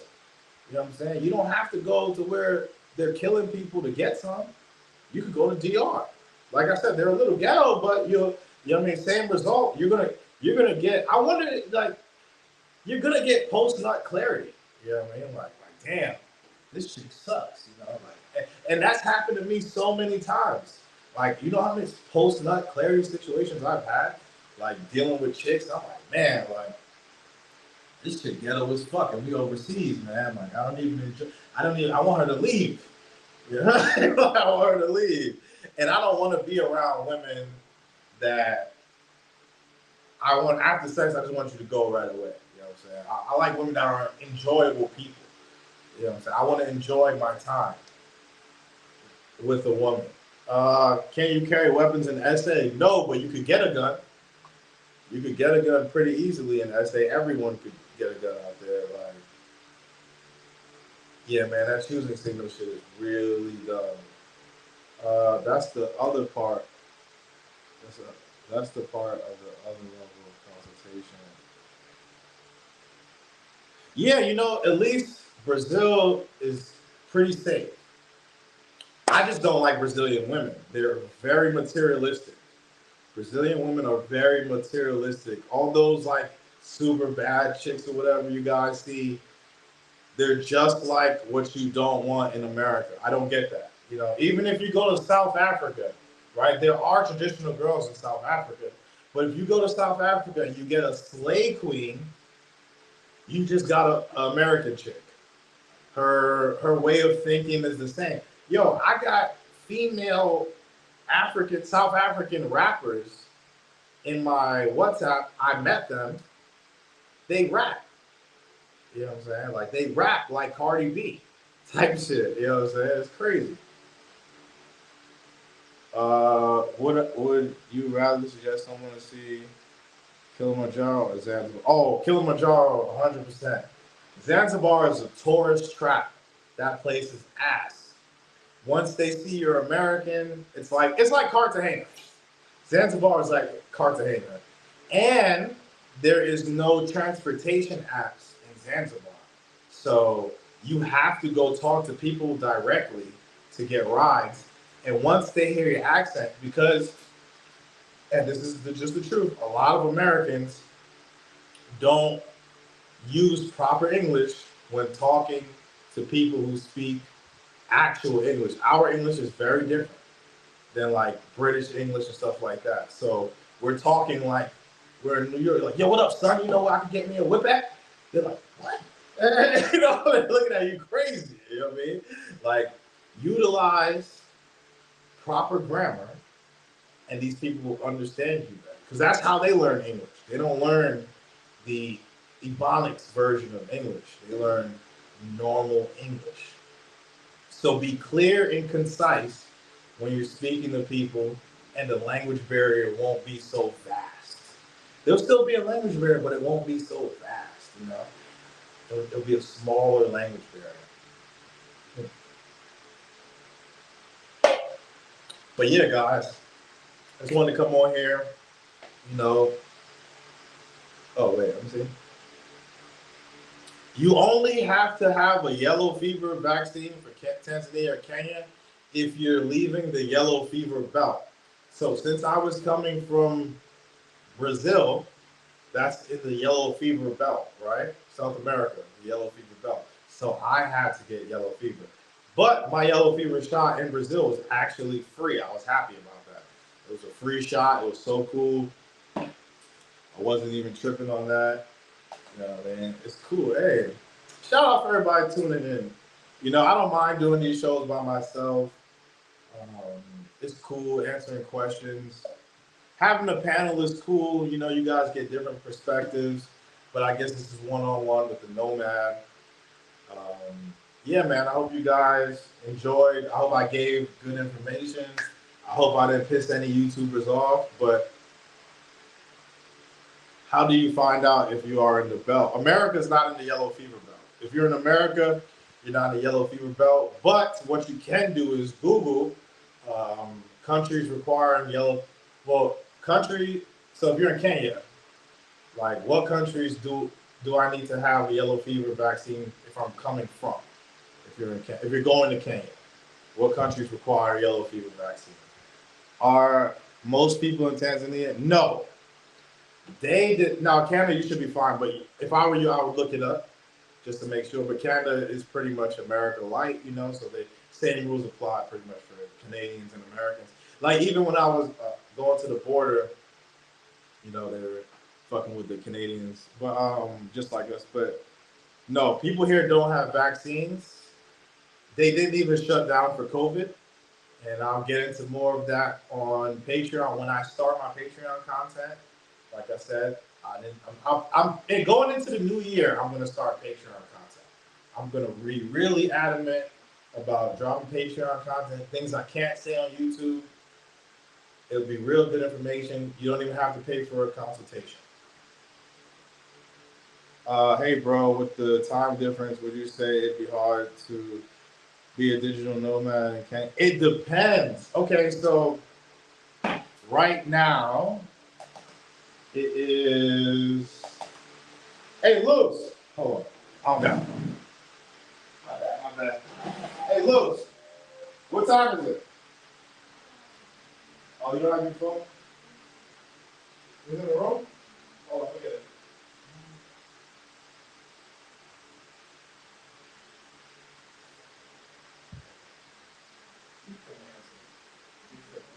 Come. So it is 9:10 here. Yeah, it's 9:10 a.m. here. So it's like an 8-hour difference. It's an 8-hour difference. Being a digital nomad, I've thought about doing it. I've thought about working for the federal government again, but I'm good. But you can do it. I would try to work a shift to where it's nighttime in the States and early here. You know what I'm saying? Like around this time. So if you could start at 9 a.m., but it's really like, because it's 1 a.m. in America, if you're on the East Coast, or on the West Coast, it's what, like 10 p.m. So if you could find a job that allows that, that would be cool. But as far as just like working morning shifts, ooh, nah. Even mids, like, think about it. If you have to work really late at night, oh man. But see, even with the whole Patreon thing, I'm still learning about that because my goal is to build an audience. I'm not trying to make just copious amount of money right away like these other guys. You know, these other guys, like, as soon as they start, oh, I need you to sub my Patreon. I need Patreons. I need Patreons. I need Patreons. See, that's not being genuine. You know what I'm saying? I'm genuinely just dropping content and talking to my audience. Now, when, you know, we're at a place to where it's too many questions, I can't answer everything, then I will be directing people to the Patreon. But right now, I just want people to connect with me as a human. Because, yeah, I live overseas. I'm a nomad, but I'm still a Black American guy. You know, I'm just a normal Black American guy that lives a normal life overseas. I don't go to the club. I don't drink. You know what I'm saying? I do have some fun now and then. I'm not going to cap. But, you know, it's not my life. You know, like, I'm a man. Local men have fun, you know, all the time. But I am trying to, let's say, transition my life to more of a traditional African man. I'm trying to become more like them because when it comes to home and family building, African guys have it. This is why I say talk to the men overseas. Find out what they're doing in their home to keep their family so together. You know what I'm saying? It just makes it, like, that's what I'm saying. Like, if you want to be a millionaire, you're not going to ask the guy who's not a millionaire. You're going to ask the guy who's a millionaire. Talk to people who are having successful relationships. Not the pretend shit for YouTube, but actual successful relationships. They got you, they're showing you family, the family approves of them and everything, you know, like, it's not scripted. You know what I'm saying? A lot of people are doing scripts. They're paying paid actresses to talk and say, yes, American men are so great. But really, they don't give a fuck. They just want your money. They're not really interested in American men. Yes. Okay, so I talked to Jew Travels about that. You know, about, because he's actually doing that. He's setting up, like, this is just my extra bedroom. Like, I have another bedroom. I just have like TV boxes and shit in here. You know, wife is over here fucking with the stuff. Yeah, this is just my extra bedroom. You know what I'm saying? We just in here chilling. She just over here waiting. You know, but like, I'm gonna set it up eventually, yes. But right now, since I'm not really, you know, pushing for profit, I'm just talking. I just think it's more necessary for me to get on here and talk and shit like that. This room I haven't set up at all. You know, I will set it up. I will. I don't even come in here to be honest. I don't even come in here to be honest. So I will set it up some more. Let me get up, go outside real quick for a second. But yeah, I will set it up more. I will do more podcasting type stuff. I was hoping to more do a like more of a panel type thing, get guys on here that want to learn about Africa and you know, just give them as much information as I can. That even guys who live in Africa or come to Africa, or even women. Women could come on here too if they want to talk about Africa. It just, a woman's dating perspective is going to be different from a man. So I don't really want, you know, women to get on here and give guys overseas dating advice because I don't think that's a good idea. I would more prefer the African men to do that, you know, because they'll give you the real. Ooh, it's hot as fuck today.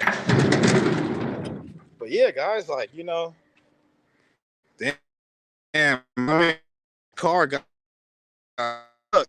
It's crazy. The roads and shit out here. Yeah, man. Yeah, it's nice out here, but it's raining though. They've been fixing the roads. They've been fixing this area, man. Like, so there's still, it was raining. It's still a little water, you know. Dang, my man's car is stuck. He's out there stuck. Damn. You seen that car? Woo, that shit is on a pile of mud. I'll be sick. I would be sick. I would be sick. The sun's up, but it was pouring yesterday. But yeah, guys, You know, just talk to people that aren't so quick to take your money. Unless you don't care about your money, you want to just waste it, cool. But don't believe fantasies. Unless if you want to believe a fantasy, then that's cool. I can't really tell you what to do, but I'm just saying, you know, do a little critical thinking. Everything that glitters isn't gold. You know what I'm saying? Yeah, I mean, I could think about it. I could hire some paid prostitutes and have them sit next to me and be like, "Yeah, we love American men," and it should have cost me $20. You know what I'm saying? Like, do I have a car? No, I do not have a car. They drive crazy, and I drove in Dominican Republic. I drove in Japan. I have not driven here. I'm afraid to drive in here. And Rio, I don't like the driving in Brazil either. Colombia was a little crazy as well.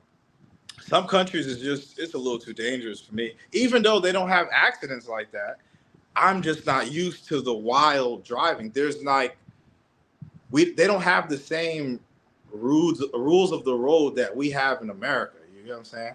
Like we have real rules. You have to you will get in trouble like passing somebody on some crazy shit going into oncoming traffic. Nobody cares there. Yo, I've been on motorcycles with people and they were getting drunk. Okay, who are some famous YouTube or content creators in Tanzania? Uh, okay, I know personally one singer, Harmonize. He's a big singer. But if you're talking about Black Americans, the biggest content creator, Black Americans in Tanzania is going to be T3, the and symbol, and me. That is that guy is the biggest content creator here in Africa. I'm actually about to roll up before I get off this shit. But yeah, he's the biggest content creator here in Africa. Damn, I went 3 hours. Woo. I did a long ass live stream. I just wanted to, you know, drop some realness for you guys. I don't usually come in my bedroom. I'm just getting some shit. But I had to drop some realness for you guys so you guys could see, like, oh, fuck, hit my damn leg. But yeah, so you guys can see not everybody is just, you know, after your dollars. You know what I'm saying? So there are genuine YouTubers. T3 is a genuine YouTuber. But the thing is, his channel is so big, he may not be able to get to you. You know what I'm saying? How often do I go live? Oh, it's random, bro. I do. I drop videos randomly. I go live randomly, but I will do it every week. This weekend, I might go live more, but not every live is going to be very long like this. But when I go live, I'll make it like minimum of an hour, so it's worth it. But not every time I'm going to go crazy live like this. You know what I'm saying? But yeah, man, just have some realistic expectations of what to expect overseas. When you have a woman, there's certain things you're gonna have to do to make your woman happy. Not simping, but like there's just understand your role as a man in the home. You know what I'm saying? Like the shit they taught you in America don't work for dating. The shit they taught you in America don't work. Yo, Luz, look at this car. It's stuck in the mud. Come. Now I'm showing her something real quick. Now come look at this car. Yo, this shit is stuck in the mud. I'll be mad. I'm putting on my socks. He mad. He mad as hell right now. You hear it? You hear him trying to rub? Yeah, but let me see. How much have you changed thanks to your wife femininity? Ooh, man, a lot. I used to be so hard, bro. Like, no homo. I was so hard. I was too hard on women, man. Look, I was too hard on women. See that? They going crazy. Good job, guys. Damn, they going. That shit stuck. Yeah, I used to be too hard on women, man. Coming to these feminine places definitely, you know, melted the ice around my heart. You know what I'm saying? I've become a way more loving person, just in general. You know what I mean? That's why I'm trying to promote peace and positivity and love. You know what I mean? Always ready for a negative situation to happen, but never really ready for positivity. Now I expect positivity. Anything negative comes out of nowhere. You watching? Yeah, cool. Yeah, man. Let me see what the next thing. There's this other young American.